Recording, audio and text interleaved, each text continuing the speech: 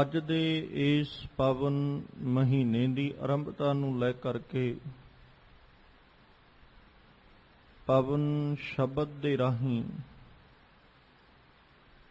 ਸਤਿਗੁਰੂ ਅਰਜਨ ਦੇਵ ਪਾਤਸ਼ਾਹ ਜੀ ਕੀ ਉਪਦੇਸ਼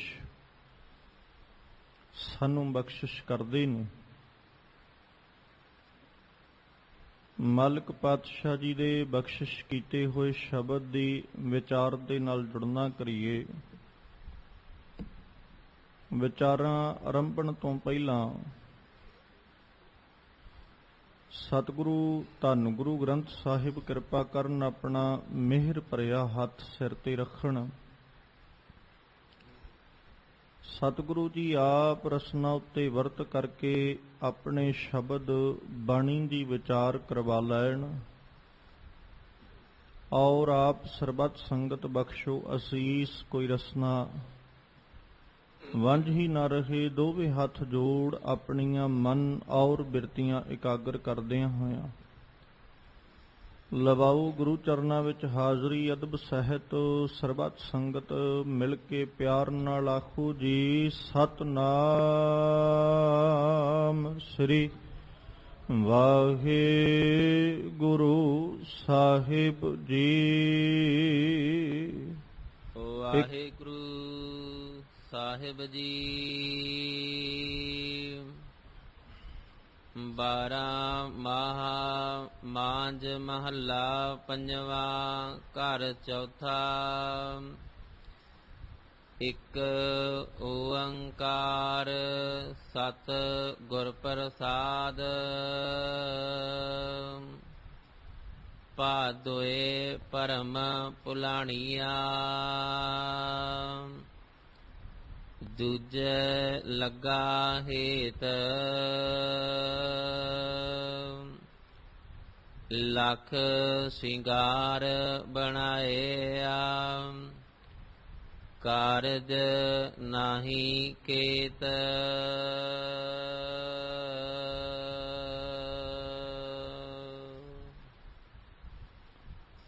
ਜਿਸ ਪਾਵਨ ਸ਼ਬਦ ਨੂੰ ਆਪ ਸੰਗਤ ਨੇ ਬੜੇ ਅਦਬ ਸਤਿਕਾਰ ਦੇ ਨਾਲ ਮਾਨਯੋਗ ਭਾਈ ਸਾਹਿਬ ਹੋਰਾਂ ਪਾਸੋਂ ਸਰਵਣ ਕੀਤਾ ਹੈ,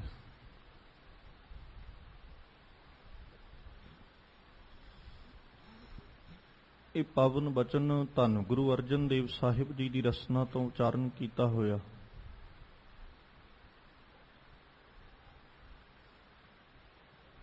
ਗੁਰੂ ਗ੍ਰੰਥ ਸਾਹਿਬ ਪਾਤਸ਼ਾਹ ਜੀ ਦੇ ਪਾਵਨ ਅੰਗ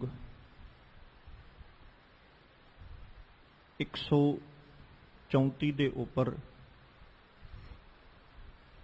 12 ਮਾਹ ਬਾਣੀ ਦੇ ਸਰਲੇਖ ਹੇਠ ਮਾਝ ਰਾਗ ਦੇ ਅੰਦਰ ਸੁਭਾਏਮਾਨ ਹੈ। ਔਰ ਅੱਜ ਦੇ ਇਹਨਾਂ ਪਾਵਨ ਬਚਨਾਂ ਨੂੰ ਲੈ ਕਰਕੇ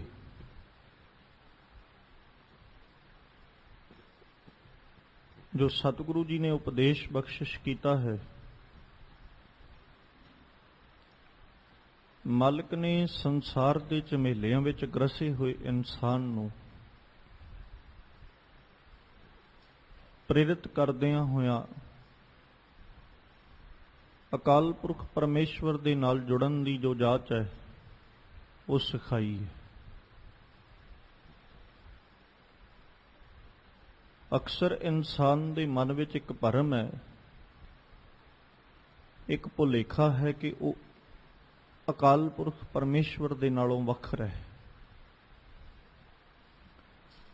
ਜਿਸ ਕਰਕੇ ਇਨਸਾਨ ਦੀ ਜ਼ਿੰਦਗੀ ਜਿਉਣ ਦਾ ਤਰੀਕਾ ਜਿਹੜਾ ਹੈ ਉਹ ਕੋਈ ਬਹੁਤਾ ਚੰਗਾ ਨਹੀਂ। ਜੇ ਇਨਸਾਨ ਇਸ ਗੱਲ ਨੂੰ ਸਮਝ ਲੈਂਦਾ ਜਾਂ ਇਸ ਗੱਲ ਨੂੰ ਜਾਣ ਲੈਂਦਾ ਕਿ ਮੈਂ ਖੁਦ ਪਰਮੇਸ਼ਵਰ ਦਾ ਸਰੂਪ ਜਾਂ ਰੱਬ ਦਾ ਰੂਪ ਹਾਂ, ਤੇ ਇਹਦੇ ਜੀਵਨ ਜਿਉਣ ਦਾ ਤਰੀਕਾ ਕੁਝ ਹੋਰ ਹੁੰਦਾ, ਢੰਗ ਕੁਝ ਹੋਰ ਹੁੰਦਾ ਅੱਜ ਦੀ ਜ਼ਿੰਦਗੀ ਦੇ ਨਾਲੋਂ। ਔਰ ਸਤਿਗੁਰੂ ਜੀ ਨੇ ਇਸ ਭਰਮ ਨੂੰ ਅੱਜ ਨਿਵਰਤ ਕੀਤਾ, ਖਤਮ ਕੀਤਾ। ਕਿ ਭਾਈ ਮਨੁੱਖਾ ਤੂੰ ਆਪਣੀ ਹੋਂਦ ਜਿਹੜੀ ਹੈ ਉਹਨੂੰ ਅਕਾਲ ਪੁਰਖ ਨਾਲੋਂ ਵੱਖਰਿਆਂ ਨਾ ਸਮਝ, ਕਿਉਂਕਿ ਜਿੰਨਾ ਚਿਰ ਆਪਣੀ ਹੋਂਦ ਨੂੰ ਤੂੰ ਵੱਖਰਿਆਂ ਜਾਣਦਾ ਰਹੇਗਾ, ਵੱਖਰਿਆਂ ਸਮਝਦਾ ਰਹੇਗਾ, ਉਹਨਾਂ ਚਿਰ ਅਕਾਲ ਪੁਰਖ ਪਰਮੇਸ਼ਵਰ ਤੋਂ ਤੇਰੀ ਦੂਰੀ ਜਿਹੜੀ ਹੈ ਉਹ ਬਣੀ ਰਹੇਗੀ। ਜਿਸ ਵਸਤੂ ਨੂੰ ਇਨਸਾਨ ਆਪਣੀ ਜਾਣ ਲੈਂਦਾ ਜਾਂ ਆਪਣੀ ਸਮਝ ਲੈਂਦਾ ਉਹਦੇ ਨਾਲੋਂ ਕਦੇ ਦੂਰੀ ਬਰਦਾਸ਼ਤ ਨਹੀਂ ਕਰਦਾ, ਤੇ ਜਿਹੜੇ ਪਦਾਰਥ ਨੂੰ ਇਹ ਕਦੇ ਆਪਣਾ ਮੰਨੇ ਨਾ, ਉਹਨੂੰ ਸ਼ਾਇਦ ਇਹ ਕਦੇ ਆਪਣੇ ਨਜ਼ਦੀਕ ਵੀ ਲੈ ਕੇ ਨਹੀਂ ਆਇਆ।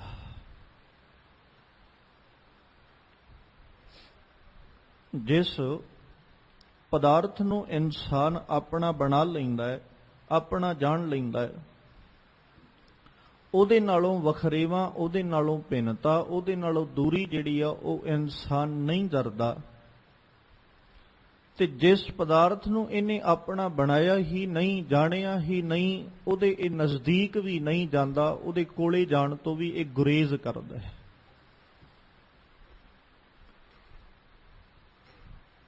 ਸਤਿਗੁਰੂ ਜੀ ਨੇ ਅੱਜ ਬੜਾ ਪਿਆਰਾ ਜ਼ਿਕਰ ਕੀਤਾ,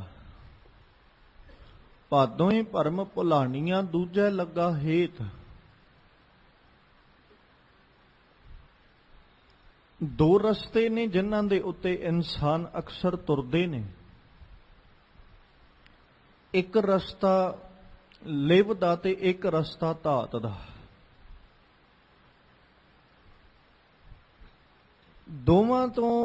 ਦੋਵਾਂ ਰਸਤਿਆਂ ਦੇ ਉੱਤੇ ਜਿਹੜਾ ਇਨਸਾਨ ਇੱਕ ਉੱਤੇ ਚੱਲ ਪੈਂਦਾ ਉਹ ਦੂਜੇ ਰਸਤੇ ਨੂੰ ਭੁੱਲ ਜਾਂਦਾ ਹੈ।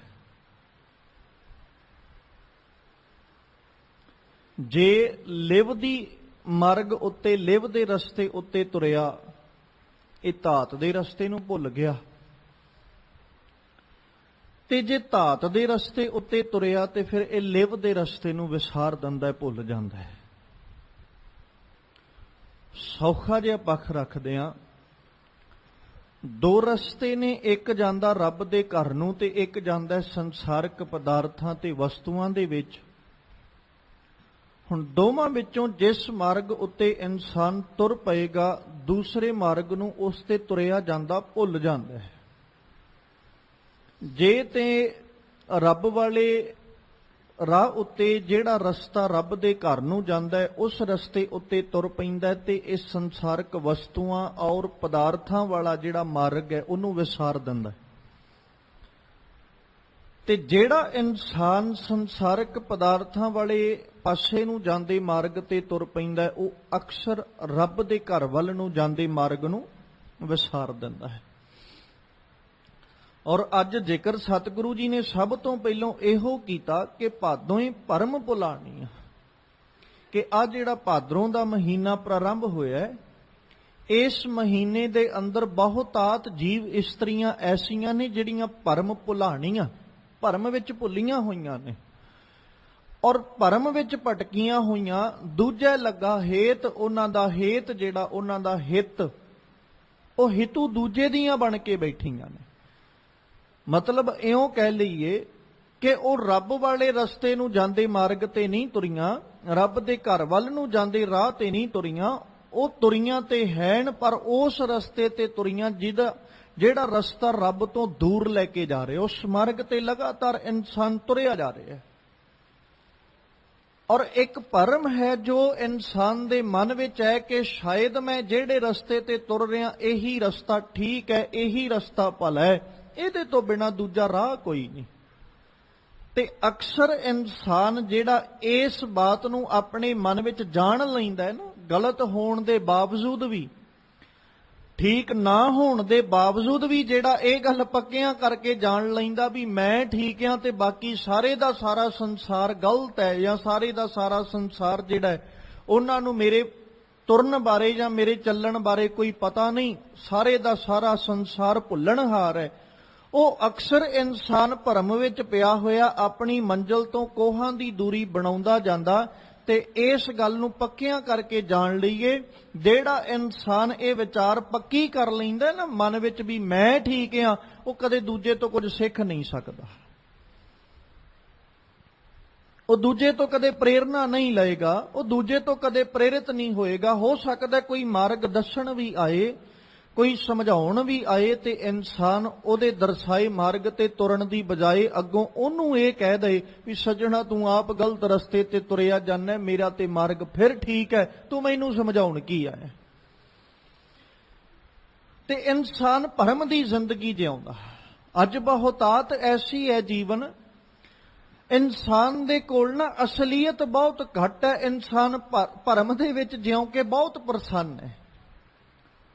ਅਸਲੀਅਤ ਜੀਵਨ ਅੱਜ ਦੇ ਸਮੇਂ ਵਿੱਚ ਬਹੁਤ ਘੱਟ ਗਿਣਤੀ ਵਿੱਚ ਸਾਨੂੰ ਮਿਲੇਗਾ, ਪਰ ਬਹੁਤਾਤ ਐਸੀ ਹੈ ਕਿ ਬੰਦਾ ਭਰਮ ਵਿੱਚ ਜਿਉਂ ਰਿਹਾ ਵੀ ਮੈਂ ਭੁਲੇਖਿਆਂ ਵਿੱਚ ਜਿਉਂਦਾ ਹੋਇਆ ਇਨਸਾਨ ਹੀ ਬਹੁਤ ਪ੍ਰਸੰਨ ਆਪਣੇ ਆਪ ਨੂੰ ਮੰਨਦਾ ਵੀ ਮੇਰੇ ਵਰਗਾ ਪ੍ਰਸੰਨ ਕਿੱਥੇ।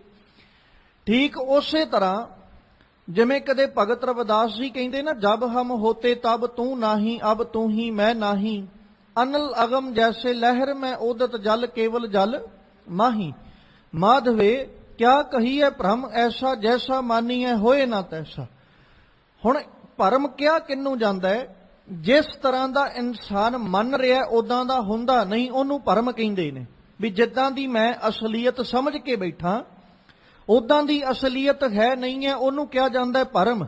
ਤੇ ਅੱਜ ਜੇ ਅਸੀਂ ਇਨਸਾਨ ਦੇ ਜੀਵਨਾਂ ਵੱਲ ਝਾਤ ਮਾਰ ਕੇ ਵੇਖਾਂਗੇ ਤੇ ਸੱਚਮੁੱਚ ਇਹਦੇ 'ਚ ਕੋਈ ਅਤ ਕਥਨੀ ਨਹੀਂ। ਬੰਦਾ ਜਿਉਂਦਾ ਕਿਸੇ ਹੋਰ ਢੰਗ ਨਾਲ ਹੈ, ਸਮਾਜ ਦੇ ਵੇਖਣ ਦਾ ਨਜ਼ਰੀਆ ਕੁਝ ਹੋਰ ਹੈ ਤੇ ਜਿਉਣ ਵਾਲੇ ਦਾ ਨਜ਼ਰੀਆ ਕੁਝ ਹੋਰ ਹੈ। ਹੁਣ ਖਿਆਲ ਕਰਿਓ, ਇਨਸਾਨ ਜਿਹੜਾ ਹੈ ਉਹ ਆਪਣੇ ਆਪ ਨੂੰ ਜਿੱਦਾਂ ਦਾ ਮੰਨ ਰਿਹਾ, ਜੈਸਾ ਮਾਨੀ ਹੈ ਹੋਏ ਨਾ ਤੈਸਾ, ਉਹ ਉਦਾਂ ਦਾ ਹੈ ਕੋਈ ਨਹੀਂ।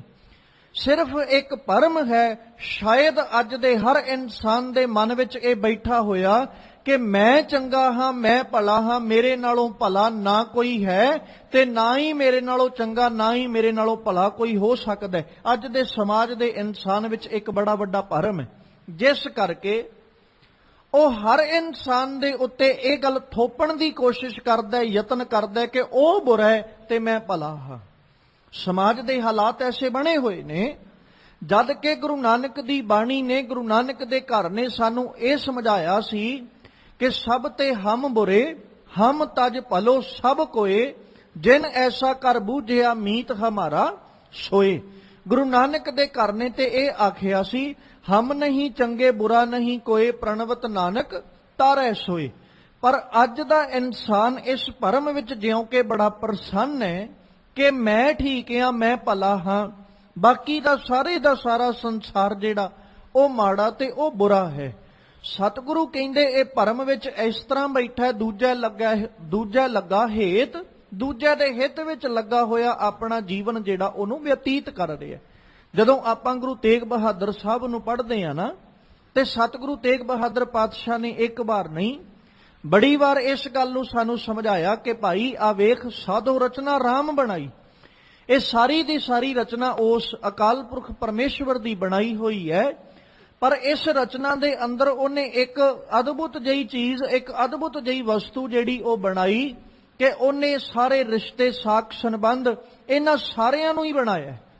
ਪਰ ਇਹਨਾਂ ਸਾਕ ਸੰਬੰਧੀਆਂ ਨੂੰ ਬਣਾਉਂਦਿਆਂ ਹੋਇਆਂ ਉਹਨੇ ਇੱਕ ਪੱਖ ਇਹ ਵੀ ਸਮਝਾਇਆ ਸਾਨੂੰ ਗੁਰੂ ਤੇਗ ਬਹਾਦਰ ਸਾਹਿਬ ਨੇ ਕਿ ਭਾਈ ਇਹਨਾਂ ਦੇ ਵਿੱਚੋਂ ਸਥਿਰਤਾ ਵਾਲਾ ਕੋਈ ਵੀ ਨਹੀਂ ਹੈ, ਤੇ ਜਿਨ੍ਹਾਂ ਦੇ ਨਾਲ ਤੂੰ ਹਿੱਤ ਲਾ ਕੇ ਬੈਠਾ ਹੈ ਜਾਂ ਜਿਹੜੇ ਸੰਸਾਰ ਦੇ ਨਾਲ ਤੂੰ ਆਪਣਾ ਚਿੱਤ ਜੋੜ ਕੇ ਬੈਠਾ ਹੈ, ਇਹ ਸਾਰੇ ਦਾ ਸਾਰਾ ਸੰਸਾਰ ਐਸਾ ਹੈ ਜਿਵੇਂ ਰਹਿਣ ਦਾ ਸੁਪਨਾ ਹੋਵੇ, ਰਹਿਣ ਦਾ ਇੱਕ ਕੇਵਲ ਖੁਆਬ ਹੈ, ਤੇ ਇਸ ਖੁਆਬ ਨੇ ਦਿਨ ਚੜ੍ਹਦਿਆਂ ਬਿਨ ਸਜਾਣਾ ਨਾਸ਼ ਹੋ ਜਾਣਾ ਹੈ। ਤੇ ਜਦੋਂ ਦਿਨ ਚੜ੍ਹ ਗਿਆ ਸੱਜਣਾ ਤੇਰੀਆਂ ਅੱਖਾਂ ਖੁੱਲੀਆਂ ਤੇ ਇਸ ਸਾਰੇ ਦੇ ਸਾਰੇ ਖੁਆਬ ਨੇ ਮੁੱਕ ਜਾਣਾ। ਅਸਲ ਦੇ ਅੰਦਰ ਅੱਜ ਦਾ ਇਨਸਾਨ ਖੁਆਬਾਂ ਦੀ ਦੁਨੀਆ ਵਿੱਚ ਰਹਿਣ ਦਾ ਆਦੀ ਹੋ ਚੁੱਕਾ ਹੈ। ਅਸਲੀਅਤ ਨਾਲ ਇਹਦਾ ਸ਼ਾਇਦ ਕਦੇ ਵਾਹ ਹੀ ਨਹੀਂ ਪਿਆ, ਅਸਲੀਅਤ ਨੂੰ ਕਦੇ ਜਾਣ ਹੀ ਨਹੀਂ ਸਕਿਆ, ਅਸਲੀਅਤ ਨੂੰ ਕਦੇ ਸਮਝ ਨਹੀਂ ਸਕਿਆ, ਤੇ ਖੁਆਬਾਂ ਦੀ ਜ਼ਿੰਦਗੀ ਵਿੱਚ ਜਿਉਣਾ ਇਹ ਆਪਣੇ ਆਪ ਨੂੰ ਭਲਾ ਜਾਣਦਾ। ਮਾਲਕ ਕਹਿੰਦੇ ਭਾਈ ਤੂੰ ਖਿਆਲ ਕਰ, ਭਰਮ ਵਿੱਚ ਜਿਉਣ ਵਾਲਾ ਕਦੇ ਕਿਸੇ ਵੀ ਅਸਲੀਅਤ ਤੱਕ ਪਹੁੰਚਿਆ ਨਹੀਂ, ਕਿਉਂਕਿ ਜਿਸ ਤਰ੍ਹਾਂ ਦਾ ਉਹ ਮੰਨ ਰਿਹਾ ਉਸ ਤਰ੍ਹਾਂ ਦਾ ਹੁੰਦਾ ਨਹੀਂ, ਤੇ ਜਿੱਦਾਂ ਦਾ ਹੈ ਕੋਈ ਨਹੀਂ ਉਦਾਂ ਦਾ ਮੰਨ ਕੇ ਬੈਠਾ ਹੈ, ਤੇ ਜਿੱਦਾਂ ਦਾ ਮੰਨ ਕੇ ਬੈਠਾ ਉਦਾਂ ਦਾ ਹੋਣਾ ਕੋਈ ਨਹੀਂ। ਜੈਸਾ ਮਾਨੀਐ ਹੋਏ ਨਾ ਤੈਸਾ, ਨਰਪਤ ਏਕ ਸਿੰਘਾਸਨ ਸੋਇਆ, ਸੁਪਨੇ ਭਇਆ ਭਿਖਾਰੀ, ਅਛਤ ਰਾਜ ਵਿਚਰਤ ਦੁਖ ਪਾਇਆ, ਸੋਗਤ ਭਈ ਹਮਾਰੀ। राज भुयंग प्रसंग जैसे हैं, अब कश मर्म जनाया, ਅਨਕ ਕਟਕ ਜੈਸੇ ਭੂਲ ਪਰੇ ਅਬ ਕਹਤੇ ਕਹਿਣ ਨਾ ਆਇਆ। ਹੁਣ ਅਸਲ ਦੇ ਅੰਦਰ ਸੱਚ ਤੇ ਇਹੀ ਹੈ ਨਾ, ਅਸੀਂ ਆਪਣੇ ਆਪ ਨੂੰ ਜਿੰਨਾ ਮਰਜ਼ੀ ਵਖਰੇਵਾਂ ਜਾਂ ਵੱਖਰਾ ਰੱਬ ਤੋਂ ਮੰਨੀ ਜਾਈਏ, ਅਖੀਰ ਜਦੋਂ ਸਾਡੇ ਅਸਲੇ ਨੇ ਮੁੱਕਣਾ ਜਾਂ ਅਸੀਂ ਖਤਮ ਹੋਣਾ ਜਾਂ ਸਾਡੀ ਹੋਂਦ ਨੇ ਮੁੱਕਣਾ ਹੈ, ਉਸ ਤੋਂ ਬਾਅਦ ਵਿੱਚ ਸੱਚ ਤੇ ਇਹੀ ਹੈ ਕਿ ਅਸੀਂ ਅਕਾਲ ਪੁਰਖ ਪਰਮੇਸ਼ਵਰ ਦਾ ਰੂਪ ਹੀ ਬਣ ਜਾਣਾ। ਜਿਵੇਂ ਸਮੁੰਦਰ ਵਿੱਚੋਂ ਉੱਠਣ ਵਾਲੀਆਂ ਲਹਿਰਾਂ ਉੱਠ ਕੇ ਤੇ ਆਪਣੇ ਮਨ ਦੇ ਵਿੱਚ ਹੰਕਾਰ ਪੈਦਾ ਕਰ ਲੈਣ, ਮਨ ਦੇ ਵਿੱਚ ਹਉਮੈ ਆਪਣੇ ਲੈ ਆਉਣ ਕਿ ਅਸੀਂ ਸਮੁੰਦਰ ਨਾਲੋਂ ਵੱਖਰੀਆਂ ਹਾਂ, ਸਮੁੰਦਰ ਨਾਲੋਂ ਸਾਡਾ ਸਰੂਪ ਵੱਖਰਾ ਹੈ, ਸਮੁੰਦਰ ਜਿਹੜਾ ਹੈ ਉਹਦੀ ਹੋਂਦ ਜਿਹੜੀ ਹੈ ਨਾ, ਉਹਦੀ ਹੋਂਦ ਸਾਡੇ ਨਾਲੋਂ ਵੱਖਰੀ ਤੇ ਸਾਡੀ ਹੋਂਦ ਉਹਦੇ ਨਾਲੋਂ ਵੱਖਰੀ ਹੈ। ਉਹ ਮੰਨ ਲੈਣ ਜਿੰਨਾ ਮਰਜ਼ੀ, ਭਾਵੇਂ ਆਪਣੇ ਮਨ ਵਿੱਚ ਇੰਨਾ ਕੁ ਵੱਡਾ ਪਹਾੜ ਹਉਮੈ ਦਾ ਬਣਾ ਲੈਣ, ਪਰ ਜਦੋਂ ਲਹਿਰਾਂ ਨੇ ਹੇਠਾਂ ਨੂੰ ਡਿੱਗਣਾ ਤੇ ਅਖੀਰ ਮੰਨਣਾ ਹੀ ਪਏਗਾ ਕਿ ਅਸੀਂ ਸਮੁੰਦਰ ਦਾ ਰੂਪ ਹਾਂ, ਸਮੁੰਦਰ ਨਾਲੋਂ ਅਸੀਂ ਕਦੇ ਵੱਖਰੀਆਂ ਨਹੀਂ ਹੋ ਸਕਦੀਆਂ। ਜਿਵੇਂ ਸੋਨੇ ਦੇ ਬਿਸਕੁਟ ਦੇ ਵਿੱਚੋਂ ਬਣਾਉਣ ਵਾਲੇ ਆ, ਜਿਹੜਾ ਗਹਿਣੇ ਬਣਾਉਣ ਵਾਲਾ ਹੈ, ਉਹ ਗਹਿਣੇ ਬਣਾ ਕੇ ਸੋਨੇ ਨੂੰ ਢਾਲ ਕੇ ਤੇ ਉਹਨਾਂ ਦੀ ਘਾੜਤ ਘੜ ਕੇ ਤੇ ਉਹਨੇ ਇੱਕ ਸੁੰਦਰਤਾ ਜਿਹੜੀ ਉਹਦੇ ਨਾਲ ਤਰਾਸ਼ਿਆ ਸੋਨੇ ਨੂੰ, ਤੇ ਤਰਾਸ਼ ਕੇ ਉਹਨੇ ਇੱਕ ਗਹਿਣਾ ਜਿਹੜਾ ਉਹ ਬਣਾ ਦਿੱਤਾ।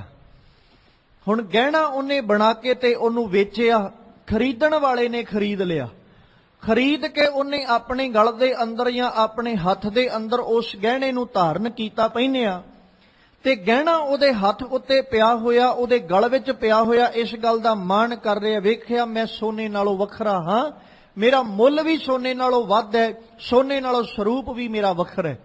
ਹੁਣ ਜੇ ਉਹ ਗਹਿਣਾ ਆਪਣੇ ਮਨ ਅੰਦਰ ਹੰਕਾਰ ਕਰੀ ਬੈਠੇ ਤੇ ਉਹਨੂੰ ਗਹਿਣੇ ਨੂੰ ਹੁਣ ਪਹਿਨਣ ਵਾਲਾ ਜਾ ਕੇ ਫਿਰ ਸੁਨਿਆਰੇ ਨੂੰ ਦੇ ਦੇ, ਉਹਨੂੰ ਆਖਦੇ ਸੱਜਣਾ ਢਾਲ ਦੇ, ਇਹ ਮੈਨੂੰ ਚਾਹੀਦਾ ਕੋਈ ਨਹੀਂ, ਅੱਜ ਮੈਂ ਤੇਰੇ ਕੋਲੋਂ ਦੂਜਾ ਡਿਜ਼ਾਈਨ ਬਣਵਾਉਣ ਵਾਸਤੇ ਆਇਆ, ਇੱਕ ਵਾਰੀ ਇਹ ਡਿਜ਼ਾਈਨ ਖਤਮ ਕਰ ਦੇ। ਜਦੋਂ ਉਹ ਖਤਮ ਹੋਏਗਾ ਨਾ ਤੇ ਉਦੋਂ ਉਹ ਗਹਿਣੇ ਦੇ ਮਨ ਵਿਚਲਾ ਹੰਕਾਰ ਮੁੱਕ ਜਾਏਗਾ, ਕਿਉਂਕਿ ਸੁਨਿਆਰੇ ਨੇ ਸਾਰੇ ਦਾ ਸਾਰਾ ਸੋਨਾ, ਸਾਰੇ ਦਾ ਸਾਰਾ ਉਹ ਗਹਿਣਾ ਢਾਲ ਕੇ ਉਸੇ ਤਰ੍ਹਾਂ ਦਾ ਬਣਾ ਦੇਣਾ ਜਿੱਦਾਂ ਪਹਿਲਾਂ ਸੀ। ਹੁਣ ਜਿਸ ਤਰ੍ਹਾਂ ਮਰਜ਼ੀ ਇਨਸਾਨ ਭਰਮ ਵਿੱਚ ਬੈਠਾ ਰਹੇ ਜਾਂ ਭੁਲੇਖੇ ਵਿੱਚ ਆਪਣੀ ਜ਼ਿੰਦਗੀ ਨੂੰ, ਆਪਣੇ ਜੀਵਨ ਨੂੰ ਜਿਉਣ ਦਾ ਯਤਨ ਕਰੇ, ਪਰ ਅਖੀਰ ਇਹ ਮੰਨਣਾ ਪਏਗਾ ਕਿ ਸਾਡੀ ਹੋਂਦ ਰੱਬ ਨਾਲੋਂ ਵੱਖਰੀ ਨਹੀਂ ਹੈ, ਅਸੀਂ ਰੱਬ ਦੇ ਰੂਪ ਤੋਂ ਹੀ ਪੈਦਾ ਹੋਏ ਹਾਂ ਜਾਂ ਰੱਬ ਨੇ ਸਾਨੂੰ ਬਣਾਇਆ, ਰੱਬ ਹੀ ਸਾਨੂੰ ਬਣਾਉਣ ਵਾਲਾ ਹੈ, ਤੇ ਅਖੀਰ ਜਿੱਦਣ ਆਏਗਾ ਉਦਣ ਅਸੀਂ ਰੱਬ ਵਿੱਚ ਹੀ ਸਮਾਉਣਾ ਹੈ। ਸਾਡੀ ਹੋਂਦ ਉਹਦੇ ਨਾਲੋਂ ਨਾ ਵੱਖਰੀ ਸੀ ਤੇ ਨਾ ਕਦੇ ਵੱਖਰੀ ਹੋ ਸਕਦੀ ਹੈ। ਸਤਿਗੁਰੂ ਜੀ ਨੇ ਅੱਜ ਆਖਿਆ, ਕਹਿੰਦੇ ਭਰਮ ਵਿੱਚ ਨਾ ਜਿਉ ਭਾਈ, ਅਸਲੀਅਤ ਨਾਲ ਜਿਉਣ ਦੀ ਆਦਤ ਪਾ, ਅਸਲੀਅਤ ਵਿੱਚ ਰਹਿ ਕੇ ਜਿਉਣ ਦੀ ਆਦਤ ਬਣਾ, ਕਿਉਂਕਿ ਭਰਮ ਵਿੱਚ ਜਿਉਣ ਵਾਲਾ ਬਹੁਤੀ ਲੰਮੇਰੀ ਜ਼ਿੰਦਗੀ ਨਹੀਂ ਜਿਉ ਸਕਦਾ। ਜੇ ਆਪਾਂ ਭਰਮ ਵਿੱਚ ਰਹਿ ਕੇ ਜੀਵਨ ਬਤੀਤ ਵੀ ਕਰਾਂਗੇ ਤੇ ਅਸੀਂ ਕੋਈ ਬਹੁਤਾ ਲੰਮੇਰਾ ਜੀਵਨ ਜਿਹੜਾ ਉਹ ਨਹੀਂ ਜਿਉ ਸਕਦੇ। ਭਰਮ ਵਿੱਚ ਰਹਿਣ ਵਾਲਾ ਜੀਵਨ ਜਿਹੜਾ ਹੋ ਸਕਦਾ ਉਹ ਆਪਣੀ ਜ਼ਿੰਦਗੀ ਨੂੰ ਗਵਾ ਬੈਠੇ, ਜਾਂ ਭਰਮ ਵਿੱਚ ਰਹਿਣ ਵਾਲਾ ਜੀਵ ਜਿਹੜਾ ਹੋ ਸਕਦਾ ਉਹ ਡਰ ਦੇ ਅਧੀਨ ਹੋ ਕੇ ਆਪਣਾ ਜੀਵਨ ਬਤੀਤ ਕਰੇ। ਦੋਵੇਂ ਹੀ ਪੱਖ ਨੇ, ਜ਼ਿੰਦਗੀ ਵੀ ਗਵਾ ਸਕਦਾ ਤੇ ਡਰ ਦੇ ਵਿੱਚ ਵੀ ਆਪਣਾ ਜੀਵਨ ਲੰਘਾਏਗਾ। ਜਿਵੇਂ ਆਪਾਂ ਅਕਸਰ ਇਸ ਗੱਲ ਨੂੰ ਸਾਂਝਿਆ ਕਰਦੇ ਹਾਂ ਕਿ ਰਾਤ ਦੇ ਹਨੇਰੇ ਵਿੱਚ ਇੱਕ ਇਨਸਾਨ ਆਪਣੇ ਮੰਜੇ ਦੇ ਉੱਤੇ ਬੈਠਾ ਹੋਇਆ ਜ਼ਮੀਨ ਵੱਲ ਨੂੰ ਵੇਖਦਾ ਤੇ ਜ਼ਮੀਨ ਦੇ ਉੱਤੇ ਪਿਆ ਇੱਕ ਰੱਸੀ ਦਾ ਟੁਕੜਾ, ਜਿਹਨੂੰ ਸਾਰੀ ਰਾਤ ਸੱਪ ਸਮਝ ਕੇ ਤੇ ਮੰਜੇ ਤੋਂ ਹੇਠਾਂ ਹੀ ਨਹੀਂ ਉਤਰਿਆ, ਸਾਰੀ ਰਾਤ ਹੀ ਸੱਪ ਸਮਝਦਾ ਰਿਹਾ, ਸਾਰੀ ਦੀ ਸਾਰੀ ਰਾਤ ਡਰ ਕੇ ਲੰਘਾਈ, ਸਕੂਨ ਦੀ ਨੀਂਦ ਵੀ ਨਾ ਆਈ, ਚੈਨ ਵੀ ਕੋਈ ਨਾ ਆਇਆ। ਕਾਰਨ ਡਰ ਸੀ। ਡਰ ਕੇ ਰਹਿਣ ਵਾਲਾ ਜੀਵ ਕਦੇ ਸਕੂਨ ਦਾ ਜੀਵਨ ਨਹੀਂ ਜੇ ਲੰਘਾ ਸਕਦਾ, ਚਾਹੇ ਜਿੰਨਾ ਮਰਜ਼ੀ ਬਲਵਾਨ ਹੋਵੇ। ਹੁਣ ਜਦੋਂ ਦਿਨ ਚੜ੍ਹਿਆ, ਸਵੇਰ ਹੋਣ ਦੇ ਉੱਤੇ, ਸੂਰਜ ਚੜ੍ਹਨ ਦੇ ਉੱਤੇ, ਉਹੀ ਇਨਸਾਨ ਜਿਹੜਾ ਸਾਰੀ ਰਾਤ ਡਰਦਾ ਰਿਹਾ, ਆਪਣੇ ਮੱਥੇ ਤੇ ਹੱਥ ਮਾਰ ਕੇ ਮੁਸਕਰਾਉਂਦਾ, ਉਹ ਸੱਜਣਾ ਇੱਕ ਰੱਸੀ ਤੋਂ ਹੀ ਡਰਦਾ ਰਹਿ ਗਿਆ। ਜੇ ਕਿਤੇ ਤੂੰ ਰੱਸੀ ਦਾ ਭਰਮ ਆਪਣੇ ਜੀਵਨ ਵਿੱਚੋਂ ਪਹਿਲਾਂ ਹੀ ਕੱਢ ਲੈਂਦਾ, ਸੱਪ ਦਾ ਭਰਮ ਆਪਣੇ ਜੀਵਨ ਵਿੱਚੋਂ ਕੱਢ ਲੈਂਦਾ, ਤੇ ਰਾਤ ਤੂੰ ਸੁੱਖ ਦੀ ਨੀਂਦ, ਚੈਨ ਦੀ ਨੀਂਦ ਸੌਂ ਸਕਦਾ ਸੀ। ਤੈਨੂੰ ਤੇ ਇਹੋ ਡਰ ਬਣਿਆ ਰਿਹਾ ਕਿਤੇ ਇਹ ਨਾ ਹੋਵੇ ਸੱਪ ਮੇਰੇ ਮੰਜੇ ਤੇ ਚੜ੍ਹ ਆਵੇ, ਮੈਨੂੰ ਡੰਗ ਮਾਰੇ ਤੇ ਮੈਂ ਮਾਰਿਆ ਜਾਵਾਂ। ਸਾਰੀ ਰਾਤ ਤੂੰ ਚੈਨ ਦੀ ਨੀਂਦ ਨਹੀਂ ਸੌਂ ਸਕਿਆ, ਡਰ ਦੇ ਵਿੱਚ ਆਪਣਾ ਜੀਵਨ ਲੰਘਾਉਂਦਾ ਫਿਰਿਆ। ਇੱਕ ਪੱਖ ਇਹ ਹੈ। ਦੂਜਾ ਇਹ, ਇਨਸਾਨ ਭਰਮ ਵਿੱਚ ਬੈਠਾ ਸੱਚਮੁੱਚ ਸੱਪ, ਪਰ ਉਹੀ ਹਾਲਾਤ ਚੇਤੇ ਆਏ ਵੀ ਅੱਜ ਤੋਂ ਹਫ਼ਤਾ 10 ਦਿਨ ਪਹਿਲਾਂ ਮੈਂ ਰੱਸੀ ਨੂੰ ਸੱਪ ਸਮਝੀ ਗਿਆ, ਸਾਰੀ ਰਾਤ ਚੈਨ ਦੀ ਨੀਂਦ ਨਾ ਸੌਂ ਸਕਿਆ, ਤੇ ਹੁਣ ਅੱਜ ਸੱਚਮੁੱਚ ਸੱਪ ਹੈ, ਜਾ ਕੇ ਉਹਨੂੰ ਹੱਥ ਪਾ ਕੇ ਤੇ ਚੁੱਕਣ ਦੀ ਸੁੱਟਣ ਦੀ ਕੋਸ਼ਿਸ਼ ਕਰਦਾ ਹੈ। ਅੱਜ ਉਹ ਰੱਸੀ ਨਹੀਂ, ਅੱਜ ਸੱਪ ਸੀ। ਉਸੇ ਸੱਪ ਨੇ ਡੰਗ ਮਾਰੀ ਤੇ ਮੌਤ ਹੋ ਗਈ। ਇਨਸਾਨ ਆਪਣੀ ਜ਼ਿੰਦਗੀ ਗਵਾ ਬੈਠਾ। ਭਰਮ ਵਿੱਚ ਜਿਉਣ ਵਾਲਾ ਇਨਸਾਨ, ਚਾਹੇ ਉਹ ਡਰ ਵਿੱਚ ਭਾਵੇਂ ਜੀਵਨ ਲੰਘਾਵੇ, ਹੋ ਸਕਦਾ ਆਪਣੀ ਜ਼ਿੰਦਗੀ ਜਿਹੜੀ ਉਹਨੂੰ ਹੀ ਗਵਾ ਛੱਡੇ।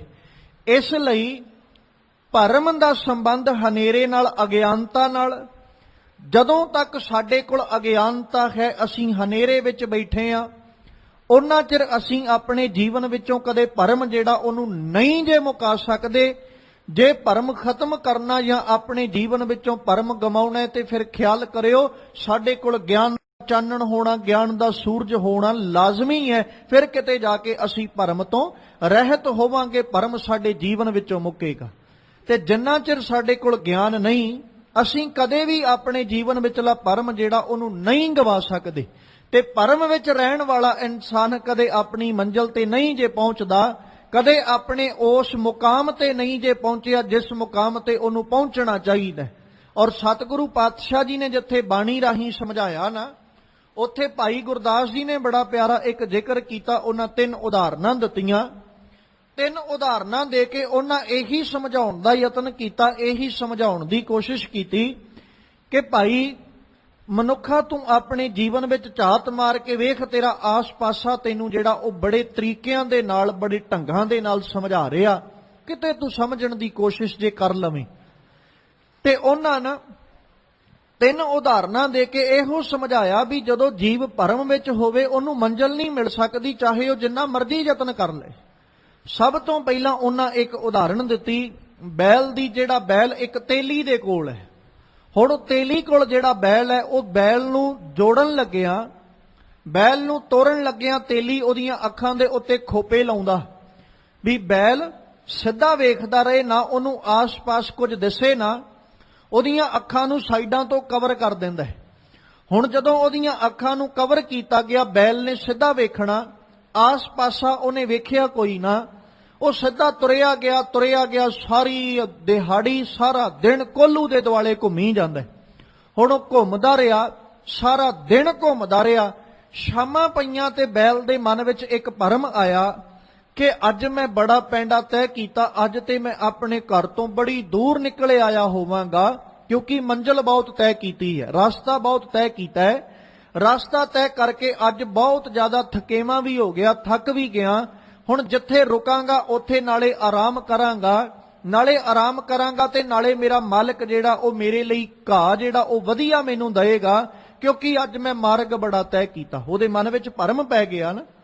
ਜਦੋਂ ਸ਼ਾਮਾਂ ਪਈਆਂ, ਤੇਲੀ ਨੇ ਉਹਦੀਆਂ ਅੱਖਾਂ ਤੋਂ ਖੋਪੇ ਲਾਏ ਤੇ ਬੈਲ ਵੇਖ ਕੇ ਹੈਰਾਨ ਹੈ ਕਿ ਜਿੱਥੋਂ ਸਵੇਰੇ ਤੁਰਿਆ ਸਾਂ, ਅੱਜ ਹੁਣ ਵੀ ਉੱਥੇ ਹੀ ਖੜਾ, ਭਾਵੇਂ ਸ਼ਾਮਾਂ ਪੈ ਗਈਆਂ, ਦਿਹਾੜੀ ਦੇ 10 ਘੰਟੇ 12 ਘੰਟੇ ਲਗਾਤਾਰ ਤੁਰਿਆ, ਪਰ ਸ਼ਾਮਾਂ ਪੈਣ ਦੇ ਉੱਤੇ ਉੱਥੇ ਹੀ ਖੜੋਤਾ ਜਿੱਥੋਂ ਸਵੇਰੇ ਤੁਰਿਆ ਸਾਂ। ਮੰਜ਼ਿਲ ਕੋਈ ਨਹੀਂ ਮਿਲੀ, ਨਾ ਹੀ ਕੋਈ ਰਸਤਾ ਤੈਅ ਹੋਇਆ, ਬਸ ਇੰਨਾ ਸਾਰਾ ਦਿਨ ਚੱਲੀ ਗਿਆ।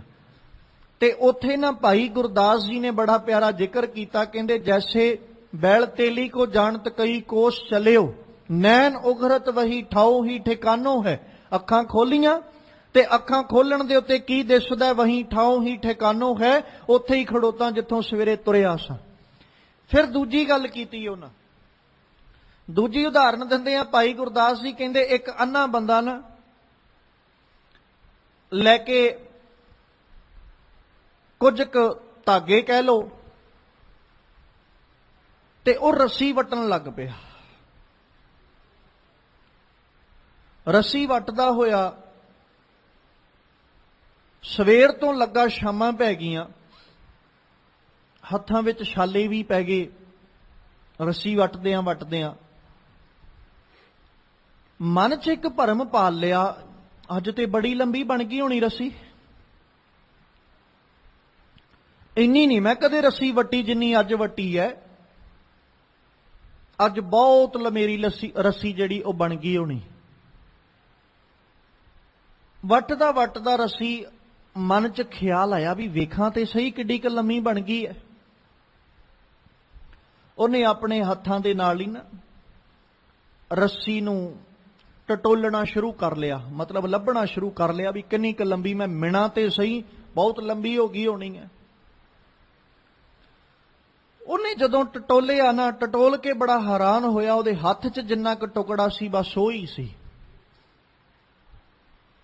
ਉਹ ਬੜਾ ਹੈਰਾਨ ਵੀ ਇਹ ਕੀ ਲੱਗਾ, ਮੈਂ ਸਵੇਰ ਤੋਂ ਹੋਇਆ, ਸ਼ਾਮਾਂ ਪੈ ਗਈਆਂ, ਵੱਟੀ ਵੀ ਰੱਸੀ ਬਹੁਤ ਹੈ ਨਹੀਂ ਵੀ ਵੱਟੀ ਨਹੀਂ ਹੈ। ਤੇ ਉੱਥੋਂ ਨਾ ਕੋਲੋਂ ਹੀ ਇੱਕ ਉਹਦੇ ਇਨਸਾਨ ਤੁਰਿਆ ਜਾਂਦਾ ਸੀ ਤੇ ਉਹ ਬੜਾ ਚਿੰਤਾ ਦੇ ਵਿੱਚ ਬੈਠਾ, ਅੰਨਾ ਇਨਸਾਨ, ਤੇ ਉਹਨੇ ਵੇਖ ਕੇ ਉਹਨੂੰ ਪੁੱਛ ਲਿਆ, ਕਹਿੰਦਾ ਵੀ ਕੀ ਗੱਲ ਸੱਜਣਾ, ਬੜੀ ਚਿੰਤਾ 'ਚ ਲੱਗਦਾ, ਗੱਲ ਕੀ ਹੈ? ਉਹ ਕਹਿੰਦਾ ਭਲਿਆ ਤੈਨੂੰ ਕੀ ਦੱਸਾਂ, ਇੱਧਰ ਮੇਰੇ ਹੱਥ ਵੇਖ, ਮੈਂ ਸਵੇਰ ਦਾ ਲੱਗਾ ਰੱਸੀ ਵੱਟਣ, ਹੱਥਾਂ ਵਿੱਚੋਂ ਲਹੂ ਵੀ ਸਿਮਣ ਲੱਗ ਪਿਆ, ਛਾਲਿਆਂ ਨਾਲ ਸਾਰੇ ਹੱਥ ਭਰ ਗਏ, ਪਰ ਰੱਸੀ ਨਹੀਂ ਪਤਾ ਮੇਰੀ ਕਿੱਧਰ ਚਲੀ ਗਈ, ਵੀ ਆ ਮੇਰੇ ਹੱਥ ਵਿੱਚ ਹੀ ਟੁਕੜਾ ਇੱਕ ਹੈ। ਉਹ ਕਹਿੰਦਾ ਭਾਈ ਤੇਰੇ ਹੱਥਾਂ ਨੂੰ ਵੇਖ ਕੇ ਲੱਗਦਾ ਤੇ ਹੈ ਵੀ ਤੂੰ ਰੱਸੀ ਵੱਟੀ ਹੈ, ਇਹ ਨਹੀਂ ਵੀ ਵੱਟੀ ਨਹੀਂ, ਮੈਂ ਇਹ ਨਹੀਂ ਕਹਿ ਸਕਦਾ ਵੀ ਤੂੰ ਰੱਸੀ ਨਹੀਂ ਵੱਟੀ, ਪਰ ਕਹਿੰਦਾ ਰੱਸੀ ਵੱਟਣ ਲੱਗਿਆ ਜਿਹੜੀ ਤੂੰ ਥਾਂ ਚੁਣੀ ਹੈ ਨਾ, ਤੇਰੇ ਲਈ ਇਹ ਥਾਂ ਠੀਕ ਨਹੀਂ ਸੀ। ਉਹ ਫੇਰ ਹੈਰਾਨ ਵੀ ਥਾਂ ਠੀਕ ਨਹੀਂ, ਵੀ ਮੈਂ ਤੇ ਰੋਜ਼ ਹੀ ਇੱਥੇ ਵੱਟਦਾ। ਉਹ ਕਹਿੰਦਾ ਵੱਟਦਾ ਹੋਏਗਾ ਰੋਜ਼, ਹੋ ਸਕਦਾ ਤੇਰੇ ਹੱਥ ਰੱਸੀ ਲੰਬੀ ਆਉਂਦੀ ਵੀ ਹੋਵੇ, ਪਰ ਅੱਜ ਤੇਰੇ ਲਈ ਇਹ ਥਾਂ ਭਲੀ ਨਹੀਂ ਸੋ। ਕਹਿੰਦਾ ਕਾਰਨ ਕੀ ਹੈ, ਵੀ ਮੈਨੂੰ ਤੇ ਦੱਸ, ਪਤਾ ਤੇ ਲੱਗੇ ਮੇਰੀ ਰੱਸੀ ਗਈ ਕਿੱਥੇ ਹੈ।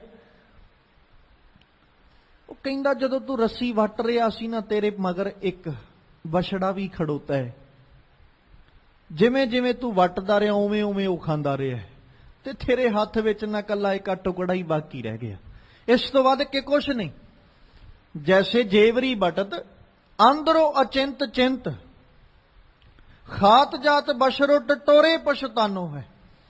ਉਹ ਬੜਾ ਅਚਿੰਤ ਹੋ ਕੇ ਲੱਗਾ ਰਿਹਾ, ਉਹਨੇ ਪਹਿਲੋਂ ਨਹੀਂ ਟਟੋਲ ਕੇ ਵੇਖਿਆ, ਜੇ ਪਹਿਲੋਂ ਟਟੋਲ ਕੇ ਵੇਖ ਲੈਂਦਾ ਤੇ ਸ਼ਾਇਦ ਕੁਝ ਕੁ ਰੱਸੀ ਹੱਥ ਆ ਜਾਂਦੀ, ਪਰ ਟਟੋਲ ਕੇ ਵੇਖਣ ਦੀ ਬਜਾਏ ਜਦੋਂ ਸ਼ਾਮਾਂ ਪੈ ਗਈਆਂ ਫਿਰ ਟਟੋਲ ਕੇ ਵੇਖਦਾ ਤੇ ਮੁੜ ਕੇ ਕੀ ਹੱਥ ਆਇਆ, ਜੈਸੇ ਜੇਵਰੀ ਬਟਤ ਅੰਦਰੋਂ ਅਚਿੰਤ ਚਿੰਤ, ਖਾਤ ਜਾਤ ਬਸ਼ਰੋ ਟਟੋਰੇ ਪਛਤਾਨੋ ਹੈ। ਟਟੋਲ ਕੇ ਪਛਤਾਉਣਾ ਹੀ ਪਿਆ, ਹੱਥ ਕੁਛ ਵੀ ਨਾ ਆਇਆ। ਫਿਰ ਤੀਜੀ ਉਦਾਹਰਣ ਦਿੱਤੀ। ਹੁਣ ਥੋੜਾ ਜਿਹਾ ਖਿਆਲ ਕਰਿਓ, ਪਹਿਲੀਆਂ ਦੋ ਐਗਜ਼ਾਮਪਲਸ ਦਿੱਤੀਆਂ, ਦੋਵਾਂ ਨੂੰ ਹੀ ਅੱਖਾਂ ਨਾਲ ਦਿਸਦਾ ਨਹੀਂ ਹੈ। ਬੈਲ ਉਹਦੀਆਂ ਅੱਖਾਂ ਤੇ ਖੋਪੇ ਲਾਤੇ, ਅੰਨਾ ਬੰਦਾ ਇਹਨੂੰ ਉਦਾਂ ਹੀ ਨਹੀਂ ਦਿਸਦਾ, ਅੱਖਾਂ ਕਰਕੇ ਅੰਨਾ ਹੈ।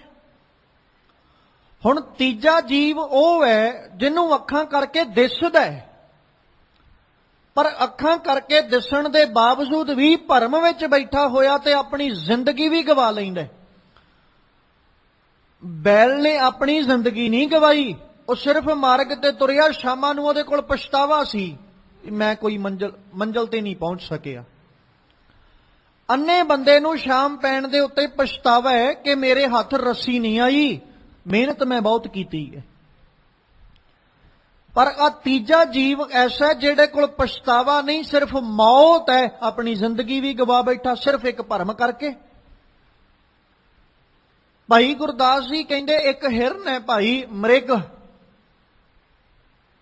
ਇਹ ਪਾਣੀ ਦੀ ਭਾਲ ਵਿੱਚ ਤੁਰਿਆ, ਤੇ ਪਾਣੀ ਦੀ ਭਾਲ ਵਿੱਚ ਤੁਰਿਆ ਜਾਂਦਾ ਰੇਗਿਸਤਾਨ ਦੇ ਇਲਾਕੇ 'ਚ ਪਹੁੰਚ ਗਿਆ। ਹੁਣ ਜਦੋਂ ਰੇਗਿਸਤਾਨ ਦੇ ਇਲਾਕੇ 'ਚ ਪਹੁੰਚਿਆ ਤੇ ਵੇਖਦਾ ਵੀ ਮੈਂ ਪਾਣੀ ਪੀਣਾ, ਪਿਆਸ ਬਹੁਤ ਲੱਗੀ, ਗਰਮੀ ਦਾ ਮੌਸਮ ਹੈ ਤੇ ਪਾਣੀ ਮਿਲੇ ਕਿੱਥੋਂ। ਪਾਣੀ ਲੱਭਦਾ ਹੋਇਆ ਦੌੜਿਆ ਜਾਂਦਾ ਹੈ ਤੇ ਇੱਕ ਅਦਭੁਤ ਜਿਹਾ ਦ੍ਰਿਸ਼ ਆਪਣੀਆਂ ਅੱਖਾਂ ਨਾਲ ਵੇਖਦਾ, ਤੇ ਉਹ ਦ੍ਰਿਸ਼ ਕੀ ਹੈ, ਇਹਨੂੰ ਪਾਣੀ ਦਾ ਬੜਾ ਵੱਡਾ ਸੋਮਾ ਨਜ਼ਰ ਆਉਂਦਾ। ਮ੍ਰਿਗ ਨੂੰ, ਹਿਰਨ ਨੂੰ ਪਾਣੀ ਦਾ ਇੱਕ ਬੜਾ ਵੱਡਾ ਤਲਾਬ ਨਜ਼ਰ ਆਉਂਦਾ ਹੈ। ਭੱਜਿਆ ਹੀ ਜਾਂਦਾ ਉਸ ਤਲਾਬ ਦੇ ਵੱਲ, ਜਦੋਂ ਪਹੁੰਚਦਾ ਉੱਥੋਂ ਤੱਕ ਹੈਰਾਨ ਹੋ ਜਾਂਦਾ ਹੈ, ਬੜੀ ਦੂਰ ਹੈ ਭਾਈ, ਮੈਂ ਹਜੇ ਤੱਕ ਪਹੁੰਚਿਆ ਹੀ ਨਹੀਂ। ਹੋਰ ਪੈਂਡਾ ਤੈਅ ਕਰਦਾ, ਉਹ ਪਾਣੀ ਦਾ ਤਲਾਬ ਸਿਰਫ ਇੱਕ ਭਰਮ ਹੈ, ਇਸ ਤੋਂ ਵੱਧ ਕੇ ਕੁਝ ਵੀ ਨਹੀਂ ਹੈ। ਤੇ ਉੱਥੇ ਬਕਾਇਦਾ ਭਾਈ ਗੁਰਦਾਸ ਜੀ ਨੇ ਜ਼ਿਕਰ ਕੀਤਾ, ਜੈਸੇ ਮ੍ਰਿਗ ਤ੍ਰਿਸ਼ਨਾ ਲਉਤਾਵੇ ਮ੍ਰਿਗ ਤ੍ਰਿਖਾਵੰਤ। ਮ੍ਰਿਗ ਤ੍ਰਿਸ਼ਨਾ ਨੂੰ ਵੇਖਦਾ ਹੋਇਆ ਇੱਕ ਮ੍ਰਿਗ ਦੌੜਦਾ ਹੈ, ਧੌਂਦਾ ਹੈ, ਤ੍ਰਿਖਾਵੰਤ ਪਿਆਸ ਦੇ ਵਿੱਚ, ਕਹਿ ਲੋ ਵੀ ਪਿਆਸਾ ਹਿਰਨ ਪਾਣੀ ਦੀ ਭਾਲ ਵਿੱਚ ਦੌੜਿਆ ਤੇ ਪਾਣੀ ਦਾ ਸੋਮਾ ਨਜ਼ਰ ਨਾ ਆਇਆ, ਤਲਾਬ ਨਜ਼ਰ ਨਾ ਆਇਆ। ਸਿਰਫ ਸੂਰਜ ਦੀਆਂ ਕਿਰਨਾਂ ਜਦੋਂ ਰੇਤ ਦੇ ਕਣਾਂ ਉੱਤੇ ਪੈਂਦੀਆਂ ਨੇ, ਉਹ ਰੇਤ ਦੇ ਕਣ ਇਸ ਢੰਗ ਨਾਲ ਚਮਕ ਰਹੇ ਮਾਨੋ ਜਿਵੇਂ ਪਾਣੀ ਦਾ ਤਲਾਅ ਹੋਵੇ। ਹਿਰਨ ਉਸੇ ਪਾਣੀ ਦੇ ਤਲਾਅ ਮਗਰ ਦੌੜਿਆ ਜਾਂਦਾ ਹੈ। ਸਵੇਰ ਤੋਂ ਪਿਆਸਾ, ਦੁਪਹਿਰ ਸਾਰੀ ਦੌੜਦਾ ਰਿਹਾ, ਪਾਣੀ ਨੂੰ ਭਾਲਦਾ ਹੋਇਆ। ਸ਼ਾਮਾਂ ਪਈਆਂ, ਪਾਣੀ ਪੀ ਕੇ ਪਿਆਸ ਤੇ ਕੀ ਬੁਝਾਉਣੀ ਸੀ, ਪਾਣੀ ਨੂੰ ਲੱਭਦਾ ਹੋਇਆ ਹੀ ਆਪਣੇ ਪ੍ਰਾਣ ਗਵਾ ਬੈਠਾ, ਸਿਰਫ ਇੱਕ ਭਰਮ ਕਰਕੇ। ਇਸ ਤੋਂ ਵੱਧ ਕੇ ਕੁਝ ਵੀ ਨਹੀਂ ਹੈ। ਤੇ ਇਹ ਸਾਰੀਆਂ ਗੱਲਾਂ ਕਰਕੇ ਨਾ ਭਾਈ ਗੁਰਦਾਸ ਜੀ ਨੇ ਫਿਰ ਜ਼ਿਕਰ ਕੀਤਾ, ਕਹਿੰਦੇ ਇਨਸਾਨ ਦੀ ਜ਼ਿੰਦਗੀ ਵੀ ਇਸੇ ਤਰ੍ਹਾਂ ਦੀ ਹੈ, ਬੜੇ ਭਰਮ ਵਿੱਚ ਜਿਉ ਰਿਹਾ ਹੈ। ਤੇ ਇਹਦਾ ਭਰਮ ਐਸਾ ਵੀ ਇਹ ਸਾਰੀ ਜ਼ਿੰਦਗੀ ਸੁਪਨੇ 'ਚ ਹੀ ਲੰਘਾਈ ਜਾਂਦਾ। ਤੈਸੇ ਸੁਪਨੰਤਰ ਦਿਸੰਤਰ ਬਿਹਾਏ ਗਈ, ਉਮਰ ਸਾਰੀ ਲੰਘ ਗਈ ਕਾਹਦੇ 'ਚ? ਸੁਪਨੇ ਵਿੱਚ। ਇਸ ਬੰਦੇ ਨੇ ਆਪਣੀ ਸਾਰੇ ਦੀ ਸਾਰੀ ਜ਼ਿੰਦਗੀ ਸੁਪਨਾ ਵੇਖਦੀ ਹੀ ਲੰਘਾਤੀ। ਪਹੁੰਚ ਨਾ ਸਕਿਓ ਤਹਾਂ, ਉੱਥੇ ਨਹੀਂ ਪਹੁੰਚ ਸਕਿਆ ਜਹਾਂ ਮੋਹੇ ਜਾਨੋ ਹੈ। ਭਾਈ ਗੁਰਦਾਸ ਕਹਿੰਦੇ ਜਿੱਥੇ ਇਹਨੂੰ ਜਾਣਾ ਚਾਹੀਦਾ ਸੀ ਨਾ, ਪਹੁੰਚਣਾ ਚਾਹੀਦਾ ਸੀ, ਜੋ ਇਹਦੀ ਮੰਜ਼ਿਲ ਸੀ, ਉੱਥੇ ਤੱਕ ਪਹੁੰਚ ਨਹੀਂ ਸਕਿਆ। ਨੇ ਕੋਸ਼ਿਸ਼ ਬਹੁਤ ਕੀਤੀ, ਯਤਨ ਬਹੁਤ ਕੀਤਾ, ਪਰ ਅਫਸੋਸ ਇਹਦੀ ਮਿਹਨਤ ਜਿਹੜੀ ਨਾ ਉਹ ਠੀਕ ਨਹੀਂ ਸੀ। ਕਿਉਂਕਿ ਮਿਹਨਤ ਵੀ ਕੰਮ ਉਦੋਂ ਹੀ ਆਉਂਦੀ ਹੈ, ਕਾਰਜ ਉਦੋਂ ਹੀ ਆਉਂਦੀ ਹੈ ਜਦੋਂ ਰਸਤਾ ਠੀਕ ਹੋਵੇ। ਜੇ ਮਾਰਗ ਸਹੀ ਨਹੀਂ ਨਾ, ਤੇ ਇਨਸਾਨ ਭਾਵੇਂ 4 ਕਿਲੋਮੀਟਰ ਚੱਲਣ ਦੀ ਬਜਾਏ 10 ਚੱਲ ਕੇ ਇਹ ਕਿਉਂ ਨਾ ਆਖੇ ਮੈਂ ਅੱਜ ਬੜਾ ਤੁਰਿਆ। ਬਸ ਇੱਕ ਭਰਮ ਹੈ ਮਨ ਵਿੱਚ ਤੁਰਨ ਦਾ ਕਿ ਅੱਜ ਬਹੁਤ ਜ਼ਿਆਦਾ ਤੁਰਿਆ। ਇਹ ਭੁੱਲ ਗਿਆ ਕਿ ਆਪਣੀ ਮੰਜ਼ਿਲ ਵੱਲ ਨਹੀਂ, ਆਪਣੀ ਮੰਜ਼ਿਲ ਤੋਂ ਬਿਲਕੁਲ ਆਪੋਜ਼ਿਟ ਤੁਰਿਆ। ਆਪੋਜ਼ਿਟ ਤੁਰਨ ਵਾਲਾ ਬੰਦਾ ਕਦੇ ਮੰਜ਼ਿਲ ਤੇ ਨਹੀਂ ਜੇ ਪਹੁੰਚ ਸਕਦਾ, ਚਾਹੇ ਜਿੰਨਾ ਮਰਜ਼ੀ ਯਤਨ ਕਰ ਲੇ। ਤੇ ਮਾਲਕ ਅੱਜ ਧੰਨ ਗੁਰੂ ਅਰਜਨ ਸਾਹਿਬ ਕਹਿੰਦੇ, ਭਾਦੋਏ ਭਰਮ ਭੁਲਾਣੀਆਂ ਦੂਜੇ ਲੱਗਾ ਹੇਤ। ਇਹ ਇਨਸਾਨ ਦੂਜੇ ਦੇ ਹੇਤ ਵਿੱਚ ਲੱਗ ਕੇ ਬੈਠਾ ਹੋਇਆ, ਲੱਖ ਸ਼ਿੰਗਾਰ ਬਣਾਇਆ ਕਾਰਜ ਨਾਹੀ ਕੇਤ। ਇਹ ਲੱਖਾਂ ਹੀ ਸ਼ਿੰਗਾਰ ਆਪਣੇ ਬਣਾ ਕੇ ਬੈਠਾ ਹੈ, ਪਰ ਇਹਦਾ ਇੱਕ ਵੀ ਸ਼ਿੰਗਾਰ ਇਹਦੇ ਕਾਰਜ ਨਹੀਂ ਆਇਆ, ਇਹਦੇ ਲੇਖੇ ਵਿੱਚ ਨਹੀਂ ਪਿਆ, ਕਿਉਂਕਿ ਇਹਦਾ ਕੀਤਾ ਹੋਇਆ ਸਾਰੇ ਦਾ ਸਾਰਾ ਸ਼ਿੰਗਾਰ ਵਿਅਰਥ ਚੱਲਿਆ।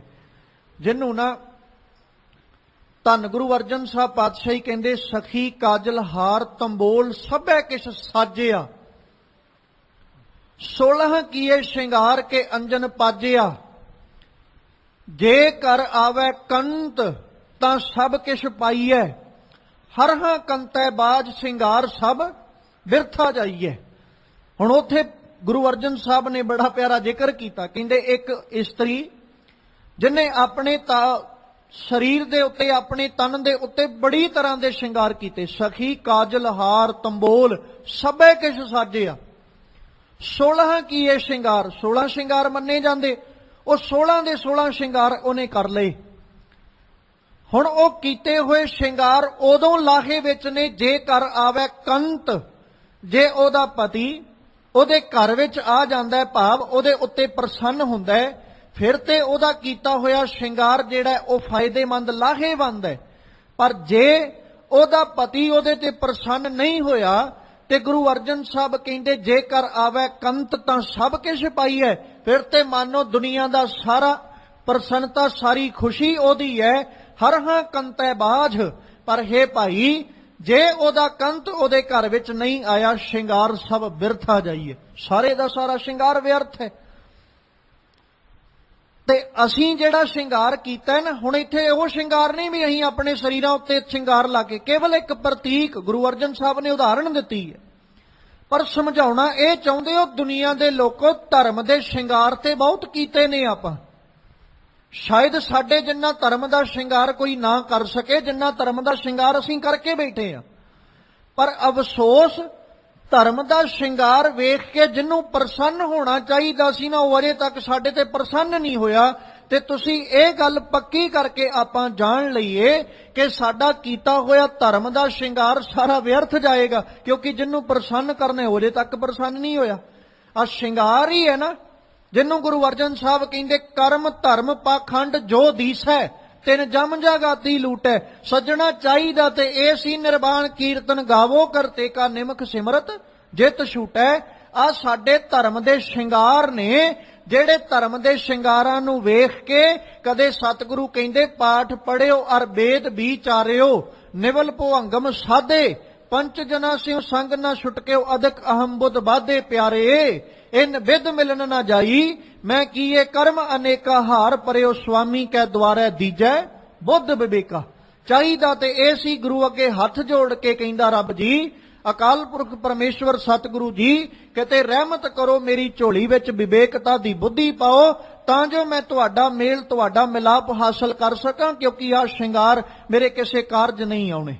ਇਸੇ ਨੂੰ ਹੀ ਸਤਿਗੁਰੂ ਜੀ ਨੇ ਆਖਿਆ ਸੀ ਅਵਰ ਕਾਜ ਤੇਰੇ ਕਿਤੇ ਨਾ ਕਾਮ ਮਿਲ ਸਾਧ ਸੰਗਤ ਭਜ ਕੇਵਲ ਨਾਮ। ਸ਼ਾਇਦ ਅਸੀਂ ਇਸ ਪੰਕਤੀ ਦੇ ਅਰਥ ਕਰਨ ਲੱਗਿਆਂ ਟਪੱਲਾ ਖਾ ਗਏ। ਅਸੀਂ ਨਾ ਇਸ ਪੰਕਤੀ ਦੇ ਅਰਥ ਕਰਨ ਲੱਗਿਆਂ ਇੱਥੋਂ ਤੱਕ ਪਹੁੰਚ ਗਏ। ਉਹ ਦੁਨੀਆ ਦੇ ਲੋਕੋ, ਆ ਕਿਹੜੇ ਕੰਮਾਂ 'ਚ ਫਸੇ ਬੈਠੇ ਹੋ ਤੁਸੀਂ? ਦੁਨਿਆਵੀ ਕੰਮ ਕਰੀ ਜਾਂਦੇ ਹੋ, ਇਹਨਾਂ ਕੰਮਾਂ ਨਾਲ ਤੁਹਾਨੂੰ ਕੁਝ ਨਹੀਂ ਮਿਲਣਾ, ਬੈਠ ਕੇ ਰੱਬ ਰੱਬ ਕਰਿਆ ਕਰੋ। ਅਸੀਂ ਇਸ ਤਰੀਕੇ ਨਾਲ ਅਰਥ ਕੀਤੇ, ਪਰ ਉੱਥੇ ਅਵਰ ਕਾਜ ਦਾ ਮਤਲਬ ਹੈ ਆ ਜਿਹੜੇ ਹੋਰ ਦੁਨਿਆਵੀ ਕਰਮ ਤੇ ਹੁਣ ਕਰਨੇ ਹੀ, ਆਪਣੀ ਦੁਨਿਆਵੀ ਜ਼ਿੰਦਗੀ ਨੂੰ ਜਿਉਣ ਲਈ, ਆਪਣੇ ਸੰਸਾਰਕ ਜੀਵਨ ਨੂੰ ਜਿਉਣ ਲਈ ਸੁਭਾਵਿਕ ਜਿਹੀ ਬਾਤ ਹੈ, ਸੰਸਾਰਕ ਕਰਮ ਕਰਨੇ ਹੀ ਪੈਣਗੇ। ਜੇ ਅਸੀਂ ਸੰਸਾਰਕ ਕਾਰਜ ਨਹੀਂ ਕਰਦੇ, ਸੰਸਾਰਕ ਕਰਮ ਨਹੀਂ ਕਰਦੇ, ਤੇ ਅਸੀਂ ਆਪਣਾ ਸੰਸਾਰਕ ਜੀਵਨ ਨਹੀਂ ਲੰਘਾ ਸਕਦੇ, ਜਿਹਦੇ ਲਈ ਸਾਨੂੰ ਜ਼ਰੂਰਤ ਹੈ ਸੰਸਾਰਕ ਕਰਮਾਂ ਦੀ। ਪਰ ਉੱਥੇ ਅਵਰ ਕਾਜ ਤੋਂ ਭਾਵ ਆ ਜਿਹੜੇ ਭਰਮਾਂ ਵਿੱਚ ਪੈ ਕੇ, ਭੁਲੇਖਿਆਂ ਵਿੱਚ ਪੈ ਕੇ ਅਸੀਂ ਇਹ ਆਖਦੇ ਆ ਨਾ, ਸ਼ਾਇਦ ਅਸੀਂ ਰੱਬ ਦਾ ਮਿਲਾਪ ਤੇ ਮੇਲ ਹਾਸਲ ਕਰ ਲਵਾਂਗੇ, ਰੱਬ ਸਾਨੂੰ ਮਿਲ ਜਾਏਗਾ। ਆ ਜੇ ਅਵਰ ਕਾਜ ਤੇ ਸਤਿਗੁਰੂ ਕਹਿੰਦੇ ਤੇਰੇ ਕਿਤੇ ਨਾ ਕਾਮ, ਤੇ ਸੱਜਣਾ ਤੂੰ ਇਉਂ ਕਰਿਆ ਕਰ ਮਿਲ ਸਾਧ ਸੰਗਤ ਭਜ ਕੇਵਲ ਨਾਮ।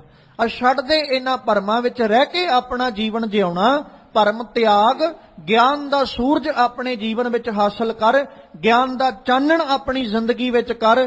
ਕਿਉਂਕਿ ਸੱਜਣਾ ਜਿੱਦਣ ਗਿਆਨ ਹੋਏਗਾ ਨਾ, ਅਸਲ ਦੇ ਵਿੱਚ ਭਰਮ ਤੋਂ ਬਚੇਗਾ ਹੀ ਉਦਣ, ਭਰਮ ਦੀ ਨਿਵਰਤੀ ਹੀ ਉਦਣ ਹੋਏਗੀ ਜਿੱਦਣ ਤੇਰੇ ਜੀਵਨ ਵਿੱਚ ਗਿਆਨ ਦਾ ਚਾਨਣ ਹੋ ਜਾਏਗਾ।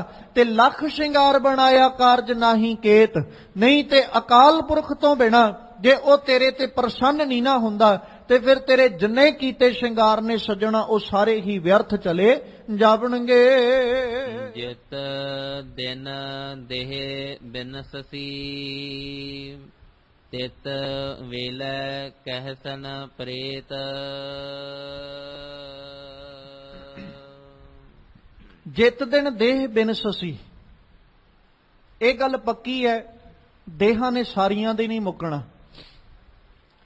ਚਾਹੇ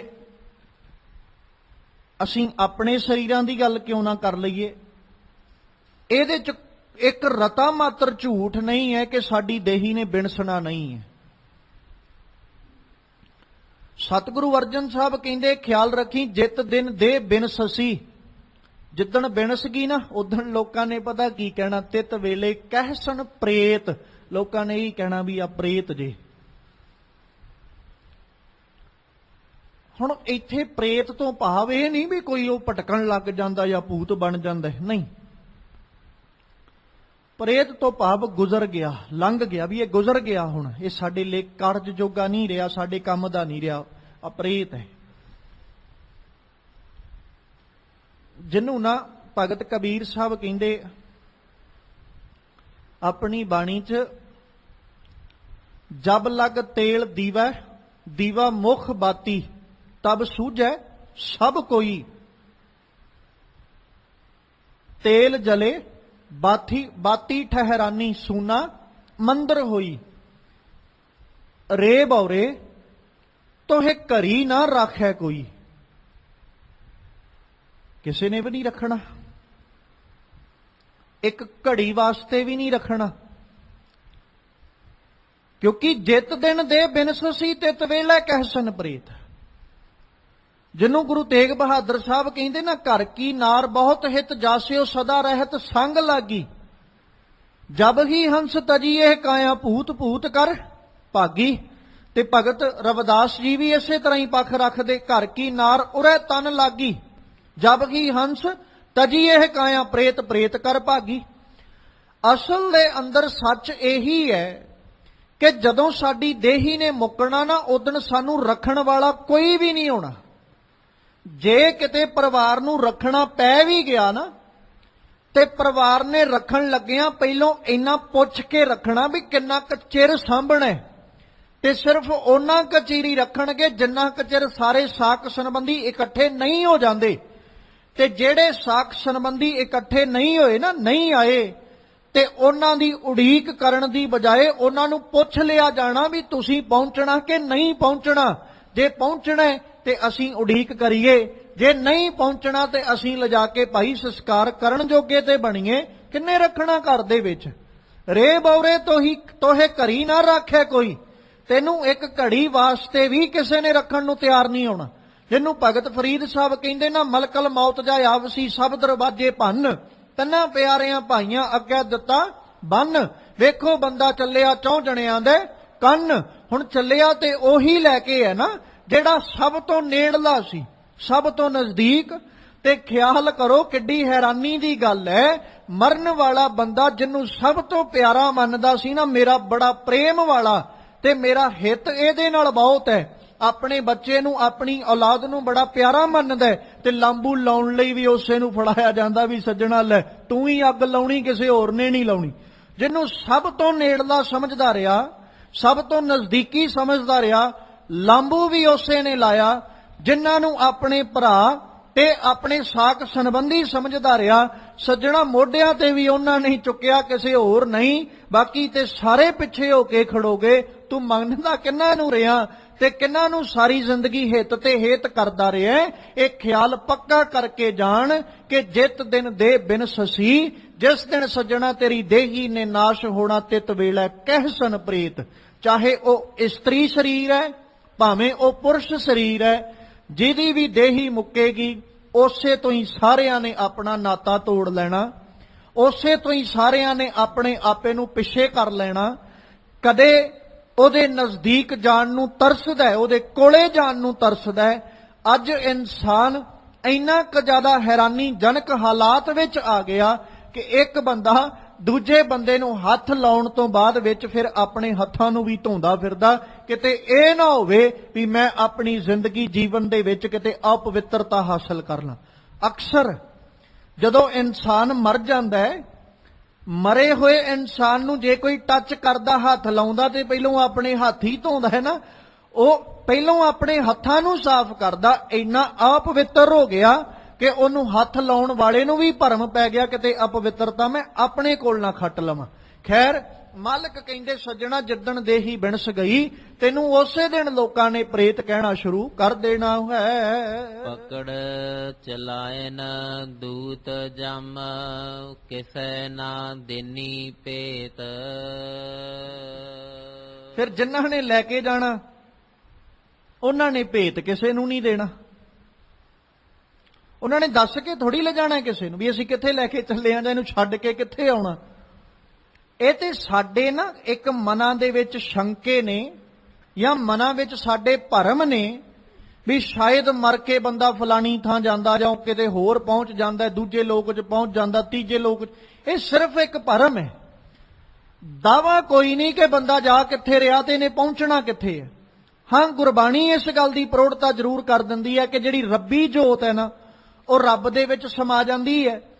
ਤੇ ਜਿਹੜੇ 5 ਆਪਾਂ ਤੱਤ ਮੰਨਦੇ ਹਾਂ, ਪੰਜੇ ਦੇ ਪੰਜੇ ਤੱਤ ਆਪਣੇ ਆਪਣੇ ਅਸਲੇ ਵਿੱਚ ਸਮਾ ਜਾਂਦੇ ਨੇ। ਪਰ ਜੀਵ ਕਿੱਥੇ ਜਾਂਦਾ ਇਹਦਾ ਕੋਈ ਦਾਵਾ ਨਹੀਂ। ਤੇ ਮਤਾ ਅਸੀਂ ਮਨਾਂ ਵਿੱਚ ਆਪਣੇ ਕੋਈ ਭਰਮ ਜਾਂ ਭੁਲੇਖਾ ਰੱਖੀਏ। ਮੈਂ ਕੋਈ ਇਹ ਦਾਵਾ ਨਹੀਂ ਕਰਨ ਲੱਗਿਆ ਕਿ ਬੰਦਾ ਕਿਤੇ ਜਾਂਦਾ ਹੈ ਜਾਂ ਨਹੀਂ ਜਾਂਦਾ, ਪਰ ਅਸਲ ਦੇ ਅੰਦਰ ਸੱਚ ਇਹੀ ਹੈ ਕਿ ਅੱਜ ਤੱਕ ਸਮਝ ਕੋਈ ਨਹੀਂ ਸਕਿਆ ਕਿ ਉਹ ਚੱਲਿਆ ਕਿੱਥੇ ਤੇ ਉਹਨੇ ਜਾਣਾ ਕਿੱਥੇ ਹੈ। ਜਿਹਨੂੰ ਸਤਿਗੁਰੂ ਪਾਤਸ਼ਾਹ ਜੀ ਨੇ ਅੱਜ ਆਖਿਆ, ਕਹਿੰਦੇ ਪਕੜ ਚਲਾਇਣ ਦੂਤ ਜਮ। ਜਦੋਂ ਜਮ ਨੇ ਲੈ ਕੇ ਜਾਣਾ, ਮੌਤ ਨੇ ਲੈ ਕੇ ਜਾਣਾ, ਕਿਸੇ ਨਾ ਦੇਣੀ ਭੇਤ, ਉਹਨੇ ਕਿਸੇ ਨੂੰ ਦੱਸ ਕੇ ਨਹੀਂ ਲਿਜਾਣਾ। ਤੇ ਨਾ ਹੀ ਉਹਨੇ ਆਉਣ ਲੱਗਿਆਂ ਕਿਸੇ ਨੂੰ ਦੱਸ ਕੇ ਆਉਣਾ ਹੈ। ਜਦੋਂ ਉਹ ਆਉਂਦੀ ਹੈ, ਮੌਤ ਜਦੋਂ ਆਉਂਦੀ ਹੈ ਜਾਂ ਜਮ ਜਦੋਂ ਆਉਂਦੇ ਨੇ, ਜਮ ਲਫ਼ਜ਼ ਮੈਂ ਮੌਤ ਲਈ ਵਰਤ ਰਿਹਾ ਵੀ ਜਦੋਂ ਉਹ ਆਉਂਦੇ ਨੇ ਉਸ ਵਕਤ ਕੀ ਹੁੰਦਾ ਹੈ, ਸਤਿਗੁਰੂ ਪਾਤਸ਼ਾਹ ਬਾਣੀ 'ਚ ਕਹਿੰਦੇ ਬਿਨ ਪੁੱਛਿਆਂ ਹੀ ਲੈ ਜਾਏ। ਉਹ ਕਦੇ ਕਿਸੇ ਨੂੰ ਪੁੱਛ ਕੇ ਨਹੀਂ ਲਿਜਾਂਦੇ।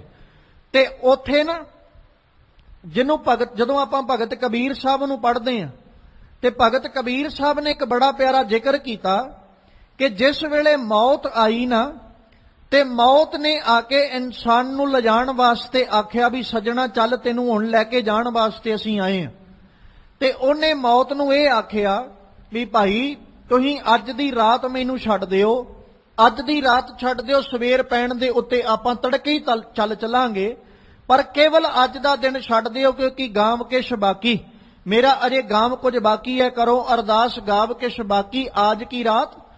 ਅੱਜ ਦੀ ਰਾਤ ਮੈਂ ਉਹ ਸਾਰੇ ਦਾ ਸਾਰਾ ਜਿਹੜਾ ਬਾਕੀ ਬੈਲੈਂਸ ਹੈ, ਜਿਹੜਾ ਬਾਕੀ ਦਾ ਸਾਰੇ ਦੇ ਸਾਰਾ ਮੇਰੇ ਕੋਲ ਬਕਾਇਆ ਮੈਂ ਲੋਕਾਂ ਕੋਲੋਂ ਇਕੱਠਾ ਕਰ ਲਾਂ ਤੇ ਉਹ ਮੈਂ ਕਿਛ ਹੀ ਖਰਚ ਤੁਮਾਰਾ ਸਾਰੋਂ, ਮੈਂ ਤੁਹਾਡਾ ਵੀ ਕੁਝ ਨਾ ਕੁਝ ਖਰਚਾ ਸਾਰ ਦਿਆਂਗਾ, ਪਰ ਕੇਵਲ ਅੱਜ ਦੀ ਰਾਤ ਮੈਨੂੰ ਦੇ ਦਿਓ, ਅੱਜ ਦਾ ਸਮਾਂ ਮੈਨੂੰ ਦੇ ਦਿਓ, ਮੈਂ ਲੋਕਾਂ ਦੇ ਕੋਲੋਂ ਜੋ ਧਨ ਦੌਲਤ ਲੈਣਾ ਉਹ ਇਕੱਠਾ ਕਰ ਲਾਂ। ਪਰ ਉਹਨਾਂ ਆ ਕੇ ਇੰਨੀ ਗੱਲ ਕਹਿ ਦੇਣੀ ਹੈ ਕਿ ਹਰ ਫਰਮਾਨ ਦਰਗਾਹ ਕਾ ਆਇਆ, ਚਲੋ ਸ਼ਤਾਬ ਦੀਵਾਨ ਬੁਲਾਇਆ। ਹੁਣ ਉਹਨਾਂ ਇਹ ਨਹੀਂ ਮੁੜ ਕੇ ਵੀ ਅਸੀਂ ਕਹਿ ਦਾਂਗੇ ਛੱਡ ਦਿਓ ਆ ਇੱਕ ਦੋ ਪਲ, ਇੱਕ ਚਾਰ ਪਲ ਜਾਂ ਚਾਰ ਘੜੀਆਂ ਮੈਨੂੰ ਦੇ ਦਿਓ ਤੇ ਚਾਰ ਘੜੀਆਂ ਬਾਅਦ ਮੈਂ ਖੁਦ ਤੁਹਾਡੇ ਨਾਲ ਤੁਰ ਪਾਂਗਾ। ਭਗਤ ਕਬੀਰ ਸਾਹਿਬ ਕਹਿੰਦੇ ਸੱਜਣਾ ਮੌਤ ਨੇ ਕਦੇ ਤੈਨੂੰ ਚਾਰ ਘੜੀਆਂ ਨਹੀਂ ਦੇਣੀਆਂ। ਇਸ ਲਈ ਖਿਆਲ ਇਹ ਕਰ ਕਿ ਜਿੰਨਾ ਕੁ ਤੇਰੇ ਕੋਲ ਜੀਵਨ ਹੈ, ਇਸ ਜੀਵਨ ਨੂੰ ਜਿਉਂਦਿਆਂ ਹੋਇਆਂ ਇਹਨੂੰ ਸਵਾਰਨ ਦੀ ਗੱਲ ਕਰ, ਇਹਨੂੰ ਚੰਗੇ ਢੰਗ ਨਾਲ ਵਿਅਤੀਤ ਕਰਨ ਦੀ ਗੱਲ ਕਰ, ਕਿਉਂਕਿ ਜਿੱਦਣ ਜਮਾ ਨੇ ਪਕੜ ਕੇ ਲੈ ਕੇ ਜਾਣਾ ਤੇ ਫਿਰ ਕਿਸੇ ਨੂੰ ਵੀ ਭੇਤ ਉਹਨਾਂ ਨਹੀਂ ਦੇਣਾ। ਛੱਡ ਖੜੋਤੇ ਖਿਨੈ ਮਾਹੇ, ਜਿਨ ਸਿਉ ਲੱਗਾ ਹੇਤ। ਇੱਕ ਖਿਨ ਮਾਤਰ ਸਮਾਂ, ਸਿਰਫ ਇੰਨਾ ਕਿ ਜਿੰਨਾ ਕੁ ਅੱਖ ਝਮਕਣ ਨੂੰ ਲੱਗਦਾ ਹੈ, ਛੱਡ ਖੜੋਤੇ ਅੱਖ ਝਮਕਣ ਜਿੰਨੇ ਸਮੇਂ ਵਿੱਚ ਹੀ, ਜਿਨ ਸਿਉ ਲੱਗਾ ਹੇਤ, ਜਿਨ੍ਹਾਂ ਨਾਲ ਹੇਤ ਲਾ ਕੇ ਬੈਠਾ ਹੈ, ਤੂੰ ਡਿੱਗਿਆ ਸਾਰਿਆਂ ਨੇ ਪਾਸੇ ਹੋ ਜਾਣਾ ਹੈ। ਹੁਣ ਡਿੱਗਣਾ ਇਹ ਨਹੀਂ ਵੀ ਜਿਹੜਾ ਮੁੜ ਕੇ ਉੱਠੇ, ਮੈਂ ਡਿੱਗਣ ਲਫ਼ਜ਼ ਉਹਦੇ ਲਈ ਵਰਤ ਲਿਆ, ਮਤਲਬ ਮਰ ਜਾਣਾ।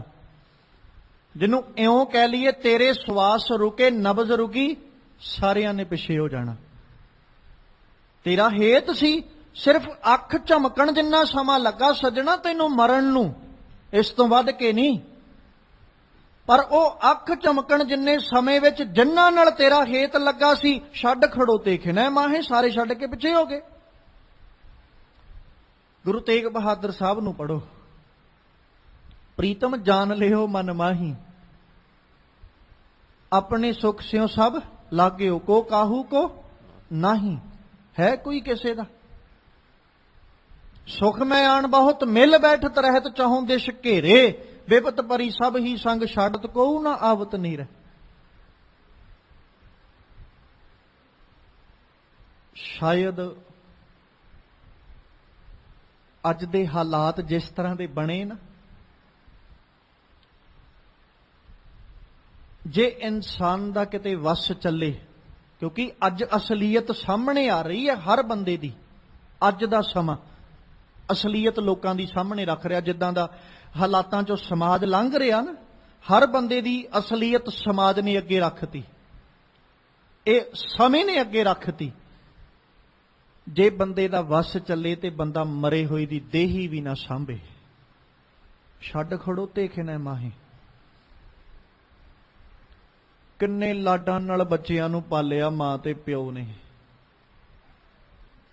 ਪਰ ਹਾਲਾਤਾਂ ਨੇ ਅਸਲੀਅਤ ਸਾਹਮਣੇ ਰੱਖਤੀ ਵੀ ਸਾਡਾ ਕੋਈ ਹੇਤ ਨਹੀਂ ਤੁਹਾਡੇ ਨਾਲ। ਜੇ ਹੇਤ ਹੁੰਦਾ ਤੇ ਕਿੱਡੀ ਕੁ ਵੱਡੀ ਗੱਲ ਸੀ ਸੱਜਣਾ, ਜੇ ਮਾਂ ਤੇਰੀ ਜਾਂ ਪਿਤਾ ਤੇਰਾ ਚੜ੍ਹਾਈ ਕਰ ਹੀ ਗਿਆ, ਸੰਸਾਰ ਤੋਂ ਚਲਾਣਾ ਕਰ ਹੀ ਗਿਆ, ਤੇ ਜੇ ਤੂੰ ਦੇਹੀ ਸਾਂਭ ਵੀ ਲਏਗਾ ਤੇ ਕਿੱਡੀ ਕੁ ਵੱਡੀ ਗੱਲ ਹੈ। ਪਾਸੇ ਹੋ ਕੇ ਖੜੋ ਗਿਆ, ਇਨਕਾਰੀ ਹੋ ਗਿਆ, ਉਸ ਡੈੱਡ ਬਾਡੀ ਨੂੰ ਕਬੂਲਣ ਲਈ ਵੀ। ਅਸਲੀਅਤ ਜੋ ਸਮਾਜ ਦੀ ਅੱਜ ਦੇ ਸਾਹਮਣੇ, ਕਿਉਂਕਿ ਹਰ ਬੰਦੇ ਦੀ, ਠੀਕ ਹੈ ਭਾਵੇਂ ਕਾਰਨ ਕੋਈ ਵੀ ਬਣਿਆ, ਪਰ ਉਹ ਕੋਈ ਬਹੁਤਾ ਵੱਡਾ ਕਾਰਨ ਨਹੀਂ ਹੈ। ਜਦੋਂ ਆਪਾਂ ਆਪਣੇ ਮਾਂ ਜਾਂ ਪਿਤਾ ਦੇ ਉਪਕਾਰਾਂ ਨੂੰ ਜੀਵਨ ਵਿੱਚ ਝਾਤ ਮਾਰ ਕੇ ਵੇਖਾਂਗੇ ਤੇ ਕੀ, ਜਦੋਂ ਅਸੀਂ ਰੋਗੀ ਹੁੰਦੇ ਸਾਂ ਉਹਨਾਂ ਨੇ ਕਦੇ ਛੱਡ ਕੇ ਪਾਸੇ ਸਾਨੂੰ ਸੁੱਟਿਆ ਵੀ ਲੈ ਸੱਜਣਾ ਵੀ ਪੁੱਤਰਾ ਜਾਂ ਧੀਏ ਤੈਨੂੰ ਅੱਜ ਬਿਮਾਰੀ ਲੱਗ ਗਈ, ਅੱਜ ਤੋਂ ਬਾਅਦ ਅਸੀਂ ਤੇਰੇ ਕੁਛ ਨਹੀਂ ਲੱਗਦੇ, ਤੂੰ ਵੇਖ ਮਰ ਭਾਵੇਂ ਜਿਉਂ, ਸਾਨੂੰ ਕੋਈ ਨਹੀਂ ਪਤਾ। ਉਹਨਾਂ ਨੂੰ ਦਿਨ ਰਾਤ ਚਿੰਤਾ ਬਣੀ ਰਹਿੰਦੀ ਸੀ ਵੀ ਅਸੀਂ ਇਹਨਾਂ ਦਾ ਇਲਾਜ ਕਰਾ ਸਕੀਏ।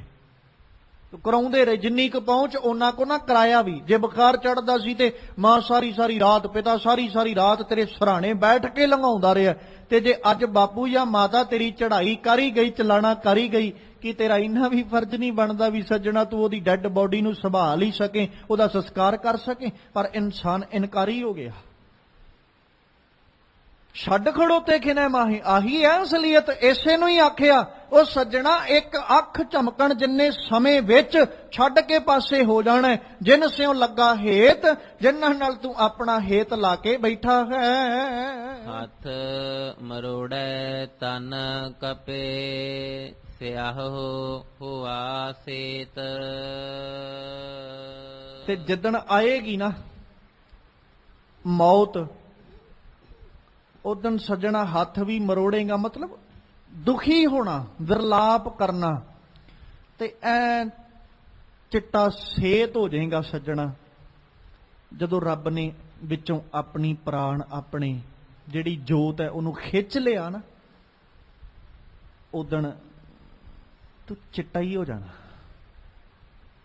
ਲਾਲਾ ਜਿੰਨਾ ਕੁ ਜ਼ੋਰ ਤੇਰੇ ਤੋਂ ਅੱਜ ਲੱਗਦਾ, ਅੱਜ ਬੰਦਾ ਕੋਸ਼ਿਸ਼ ਕਰ ਰਿਹਾ ਵੀ ਮੈਂ ਚਿੱਟਾ ਹੋ ਸਕਾਂ, ਤੇ ਜਿੱਦਣ ਰੱਬ ਨੇ ਕਰਨਾ ਸੱਜਣਾ ਉਦਣ ਤੂੰ ਆਪੇ ਹੀ ਹੋ ਜਾਣਾ। ਫਿਰ ਤੂੰ ਜਿੰਨਾ ਮਰਜ਼ੀ ਯਤਨ ਕਰ ਲਾ।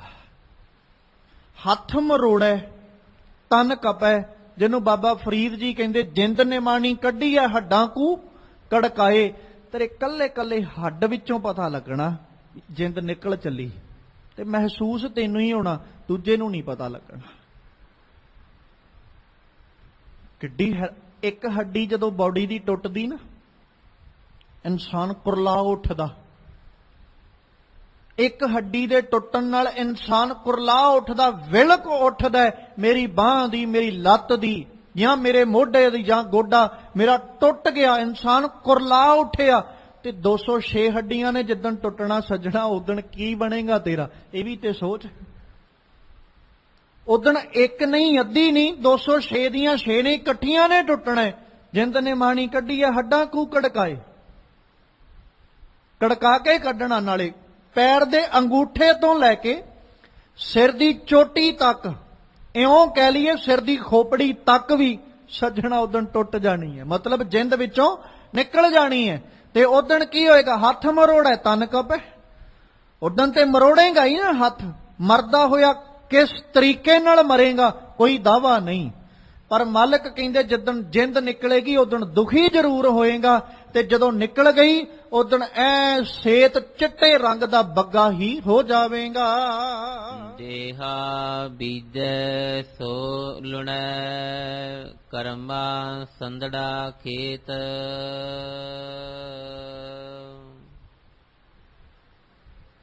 ਗੁਰਬਾਣੀ ਨਾ ਸਾਡੇ ਲਈ ਇੱਕ ਜੀਵਨ ਜਾਂਚ ਹੈ। ਫਰਜ਼ ਤੇ ਸਾਡਾ ਇਹੀ ਬਣਦਾ ਹੈ ਕਿ ਅਸੀਂ ਗੁਰਬਾਣੀ ਦੇ ਆਧਾਰ ਉੱਤੇ ਆਪਣੀ ਜ਼ਿੰਦਗੀ ਜਿਉਈਏ, ਗੁਰਬਾਣੀ ਦੇ ਅਨੁਸਾਰ ਸਾਡਾ ਜੀਵਨ ਬਣੇ। ਜੇ ਗੁਰਬਾਣੀ ਮੁਤਾਬਕ ਜੀਵਨ ਨਹੀਂ ਨਾ, ਬਹੁਤਾ ਨਹੀਂ ਤੇ ਸਿਰਫ ਸ਼ਾਇਦ ਇਸੇ ਇੱਕ ਪੰਕਤੀ ਨੂੰ ਜੇ ਅਸੀਂ ਪੱਲੇ ਨਾਲ ਬੰਨ੍ਹ ਲਈਏ ਨਾ, ਤੇ ਜੀਵਨ ਸਾਡਾ ਬਹੁਤ ਚੰਗਾ ਹੋ ਜਾਏਗਾ। ਸਿਰਫ ਇਸੇ ਪੰਕਤੀ ਨੂੰ ਕਿ ਜਿਹਾ ਬੀਜੈ ਸੋ ਲੁਣੈ, ਕਰਮਾ ਸੰਦੜਾ ਖੇਤ। ਆ ਇੱਕ ਪੰਕਤੀ ਜੇ ਕਿਤੇ ਪੱਲੇ ਨਾਲ ਬੰਨ੍ਹ ਲਈਏ ਵੀ ਅਸੀਂ ਜਿੱਦਾਂ ਦਾ ਕਰਾਂਗੇ ਉਦਾਂ ਦਾ ਭਰਾਂਗੇ, ਜਿੱਦਾਂ ਦਾ ਅਸੀਂ ਬੀਜਾਂਗੇ ਉਦਾਂ ਦਾ ਅਸੀਂ ਵੱਢਾਂਗੇ। ਜੇ ਕਿਤੇ ਇਹੀ ਸਮਝ ਲਈਏ ਨਾ, ਤੇ ਇਹਦੇ ਚ ਕੋਈ ਦੋ ਰਾਵਾ ਨਹੀਂ, ਕੋਈ ਬੰਦਾ ਮਾੜਾ ਕੰਮ ਨਹੀਂ ਜੇ ਕਰਦਾ। ਜੇ ਕਿਤੇ ਸਮਝ ਲਏ ਇਨਸਾਨ ਕਿ ਜੇ ਅੱਜ ਮਾੜਾ ਕਰਾਂਗਾ ਕੱਲ ਨੂੰ ਮਾੜਾ ਵੱਢਣਾ ਵੀ ਪੈਣਾ ਹੈ, ਜੇ ਕਿਤੇ ਇਸ ਗੱਲ ਨੂੰ ਜਾਣ ਲਈ ਵੀ ਅੱਜ ਕਿਸੇ ਦਾ ਬੁਰਾ ਕਰਾਂਗਾ ਕੱਲ ਨੂੰ ਮੇਰਾ ਹੋ ਜਾਏਗਾ, ਜੇ ਅੱਜ ਮੈਂ ਕਿਸੇ ਦਾ ਭਲਾ ਕਰਦਾ ਤੇ ਫਿਰ ਰੱਬ ਬੈਠਾ ਹੈ ਮੇਰੀ ਭਲਾਈ ਨੂੰ ਵੇਖਣ ਵਾਲਾ, ਮੇਰਾ ਕੋਈ ਭਲਾ ਕਰੇ ਨਾ ਕਰੇ, ਪਰ ਜੇ ਮੈਂ ਕਿਸੇ ਦਾ ਭਲਾ ਕਰਦਾ ਹਾਂ ਤੇ ਅਕਾਲ ਪੁਰਖ ਖੁਦ ਪਰਮੇਸ਼ਵਰ ਬੈਠਾ ਮੇਰਾ ਭਲਾ ਕਰਨ ਵਾਸਤੇ। ਤੇ ਸੱਜਣਾ, ਜੇ ਰੱਬ ਭਲਾ ਕਰਨ ਵਾਸਤੇ ਬੈਠਾ ਹੈ ਨਾ ਤੇ ਖਿਆਲ ਕਰੀ, ਧੰਨ ਗੁਰੂ ਨਾਨਕ ਸਾਹਿਬ ਨੇ ਨਾ ਇੱਕ ਬਚਨ ਬੜਾ ਪਿਆਰਾ ਬਖਸ਼ਿਸ਼ ਕੀਤਾ। ਸਤਿਗੁਰੂ ਜੀ ਨੇ ਬਾਬਰ ਬਾਣੀ 'ਚ ਇੱਕ ਜ਼ਿਕਰ ਕੀਤਾ ਸੀ, ਖੁਰਾਸਾਨ ਖਸਮਾਨਾ ਕੀਆ ਹਿੰਦੁਸਤਾਨ ਡਰਾਇਆ, ਆਪੇ ਦੋਸ਼ ਨਾ ਦੇਈ ਕਰਤਾ ਜਮ ਕਰ ਮੁਗਲ ਚੜਾਇਆ।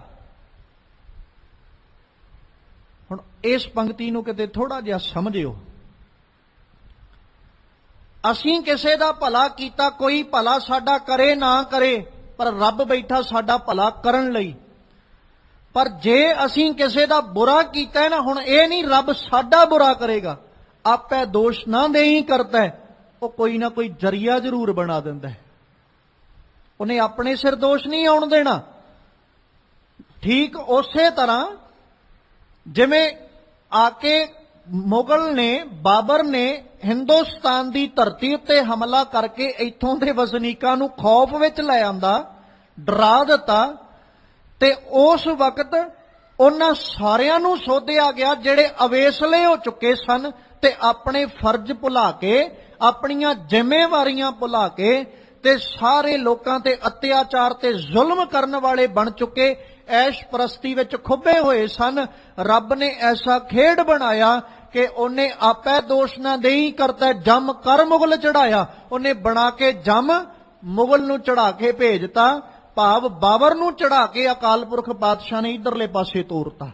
ਹੁਣ ਇਸੇ ਤਰ੍ਹਾਂ ਜਿੱਦਾਂ ਦਾ ਅਸੀਂ ਬੀਜਾਂਗੇ ਉਦਾਂ ਦਾ ਅਸੀਂ ਵੱਢਾਂਗੇ। ਜੇ ਅਸੀਂ ਬੁਰਾ ਕਰ ਰਹੇ ਹਾਂ ਤੇ ਸਾਡਾ ਬੁਰਾ ਹੋਣ ਦੇ ਲਈ ਜਾਂ ਸਾਡਾ ਬੁਰਾ ਕਰਨ ਦੇ ਲਈ ਕੋਈ ਨਾ ਕੋਈ ਜਰੀਆ ਆਪੇ ਬਣ ਹੀ ਜਾਣਾ ਹੈ, ਕਿਉਂਕਿ ਅਸੀਂ ਜੋ ਬੀਜਿਆ ਉਹ ਸਾਨੂੰ ਵੱਢਣਾ ਵੀ ਪਏਗਾ। ਇਸੇ ਕਰਕੇ ਸਤਿਗੁਰੂ ਨੇ ਆਖਿਆ ਸੀ, ਭਾਈ ਜੋ ਧਰਮ ਕਮਾਵੇ ਤਿਸ ਦਾ ਧਰਮ ਨਾਉ ਹੋਵੇ, ਪਾਪ ਕਮਾਣੇ ਪਾਪੀ ਜਾਣੀਐ। ਜਿਹੜਾ ਧਰਮ ਕਮਾਵੇਗਾ ਉਹ ਧਰਮੀ ਤੇ ਜਿਹੜਾ ਪਾਪ ਕਮਾਵੇਗਾ ਉਹਨੂੰ ਪਾਪੀ ਹੀ ਆਖਿਆ ਜਾਏਗਾ।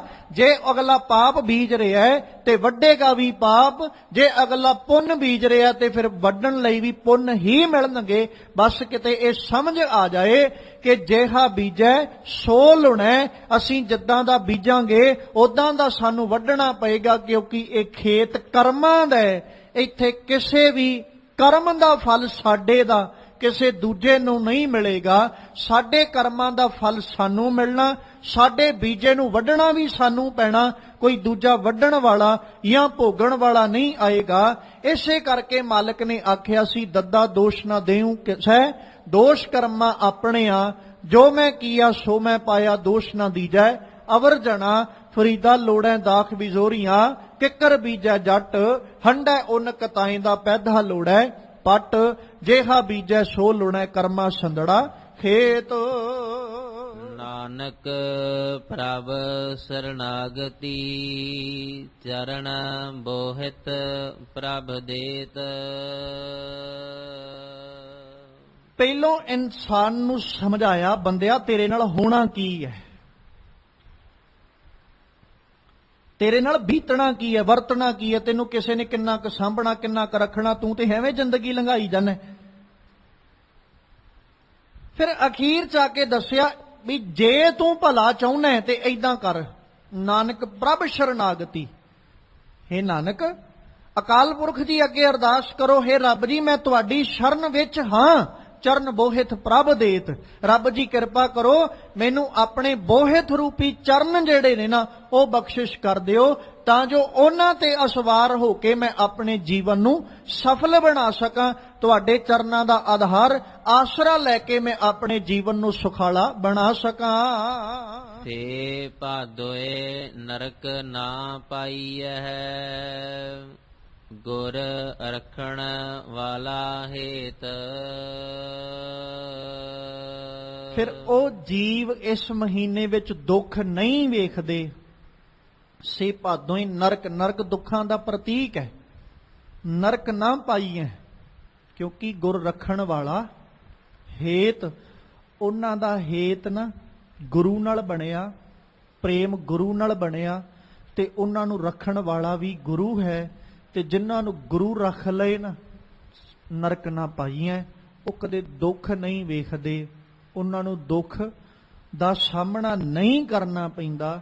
ਦੁੱਖਾਂ ਵਿੱਚ ਉਹੀ ਹੈ ਜਿਹੜਾ ਦੂਜਾ ਲੱਗਾ ਹੇਤ, ਜਿਹਦਾ ਗੁਰੂ ਨਾਲ ਹੇਤ ਬਣ ਜਾਏ, ਸੇ ਨਰਕ ਨਾ ਪਾਈਐ, ਉਹਨਾਂ ਨੂੰ ਕਦੇ ਦੁੱਖ ਵੇਖਣਾ ਨਹੀਂ ਪੈਂਦਾ। ਸ਼ੁਰੂਆਤ ਇੱਥੋਂ ਹੀ ਹੋਈ ਹੈ ਕਿ ਭਾਦੋਂ ਹੀ ਭਰਮ ਭੁਲਾਣੀਆਂ, ਦੂਜਾ ਲੱਗਾ ਹੇਤ, ਸੇ ਭਾਦੋਂ ਹੀ ਨਰਕ ਨਾ ਪਾਈਐ, ਗੁਰ ਰੱਖਣ ਵਾਲਾ ਹੇਤ। ਹੇਤ ਦੀ ਗੱਲ ਸ਼ੁਰੂ 'ਚ, ਹੇਤ ਦੀ ਹੋਈ ਗੱਲ ਅਖੀਰ ਵਿੱਚ। ਜਿਹਦਾ ਹੇਤ ਦੂਜੇ ਨਾਲ ਲੱਗਾ ਉਹ ਦੁਖੀ ਹੈ, ਤੇ ਜਿਹਦਾ ਹੇਤ ਗੁਰੂ ਨਾਲ ਲੱਗਾ ਉਹ ਸੁਖੀ ਤੇ ਪ੍ਰਸੰਨ ਹੈ। ਇਸ ਲਈ ਆਪਣਾ ਪ੍ਰੇਮ, ਆਪਣਾ ਪਿਆਰ ਗੁਰੂ ਨਾਲ ਬਣਾਈਏ, ਕਿਤੇ ਇਹ ਨਾ ਹੋਵੇ ਕਿ ਦੀਨ ਗਵਾਇਆ ਦੁਨੀ ਸਿਓ, ਦੁਨੀ ਨਾ ਚਾਲੀ ਸਾਥ, ਪਾਏ ਕੁਹਾੜਾ ਮਾਰਿਆ ਗਾਫਲ ਆਪਣੇ ਹਾਥ। ਕਿਤੇ ਗਾਫਲ ਬਣ ਕੇ ਨਾ ਐਵੇਂ ਸਮਾਂ ਲੰਘਾ ਕੇ ਚਲੇ ਜਾਈਏ। ਕੋਸ਼ਿਸ਼ ਕਰੀਏ ਕਿ ਸਾਡਾ ਹੇਤ, ਸਾਡਾ ਪਿਆਰ ਗੁਰੂ ਨਾਲ ਬਣ ਜਾਏ, ਤੇ ਗੁਰੂ ਅੱਗੇ ਅਰਦਾਸ ਸਦਾ ਕਰਦੇ ਰਿਹਾ ਕਰੋ। ਵਿਸਰ ਨਾਹੀਂ ਦਾਤਾਰ, ਵਿਸਰ ਨਾਹੀਂ ਦਾਤਾਰ,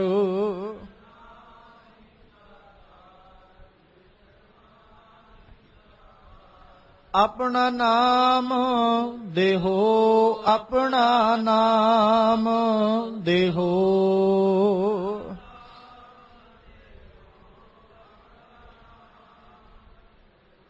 ਗੁਣ ਗਾਵਾਂ ਦਿਨ ਰਾਤ, ਗੁਣ ਗਾਵਾਂ ਦਿਨ ਰਾਤ।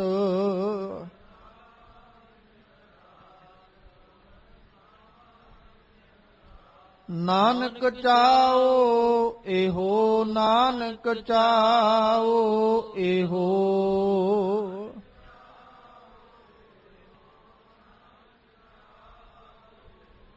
ਵਿਸਰ ਨਾਹੀਂ ਦਾਤਾਰ, ਵਿਸਰ ਨਾਹੀਂ ਦਾਤਾਰ।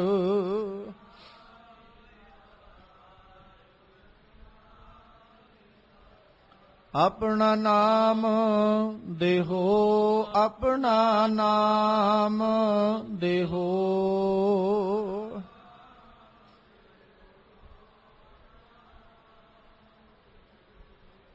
ਸਤਿਗੁਰੂ ਪਾਤਸ਼ਾਹ ਕਿਰਪਾ ਕਰਨ, ਸਾਡੇ ਸਭਨਾਂ ਦੇ ਸਿਰਾਂ ਉੱਤੇ ਆਪਣਾ ਬਖਸ਼ਿਸ਼ ਭਰਿਆ, ਮਿਹਰ ਭਰਿਆ ਹੱਥ ਰੱਖਣ। ਕਿਰਪਾ ਕਰਕੇ ਕਿਤੇ ਸਾਡੀਆਂ ਝੋਲੀਆਂ ਵਿੱਚ ਵੀ ਨਾਮ ਦੀ ਦਾਤ ਗੁਰਸਿੱਖੀ ਜੀਵਨ ਪਾਉਣ, ਤਾਂ ਜੋ ਸਾਡੇ ਇਹ ਲੋਕ ਸੁਖੀਏ, ਪਰਲੋਕ ਸੁਹੇਲੇ। ਨਾਨਕ ਹਰ ਪ੍ਰਭ ਆਪੇ ਮੇਲੇ, ਹੋਈਆਂ ਬੇਅੰਤ ਭੁੱਲਾਂ ਦੀ ਖਿਮਾ ਬਖਸ਼ਣੀ। ਆਓ ਸਤਿਗੁਰਾਂ ਦੇ ਪਾਵਨ ਬਚਨ ਆਪਣੇ ਹਿਰਦੇ ਵਿੱਚ ਵਸਾ ਲਈਏ। ਨਾਨਕ ਪ੍ਰਭ ਸਰਣਾਗਤੀ, ਚਰਨ ਬੋਹਿਤ ਪ੍ਰਭ ਦੇਤ। ਸੇ ਭਾਦੋਏ ਨਰਕ ਨਾ ਪਾਈਐ, ਗੁਰ ਰੱਖਣ ਵਾਲਾ ਹੇਤ। ਵਾਹਿਗੁਰੂ ਜੀ ਕਾ ਖਾਲਸਾ, ਵਾਹਿਗੁਰੂ ਜੀ ਕੀ ਫਤਿਹ।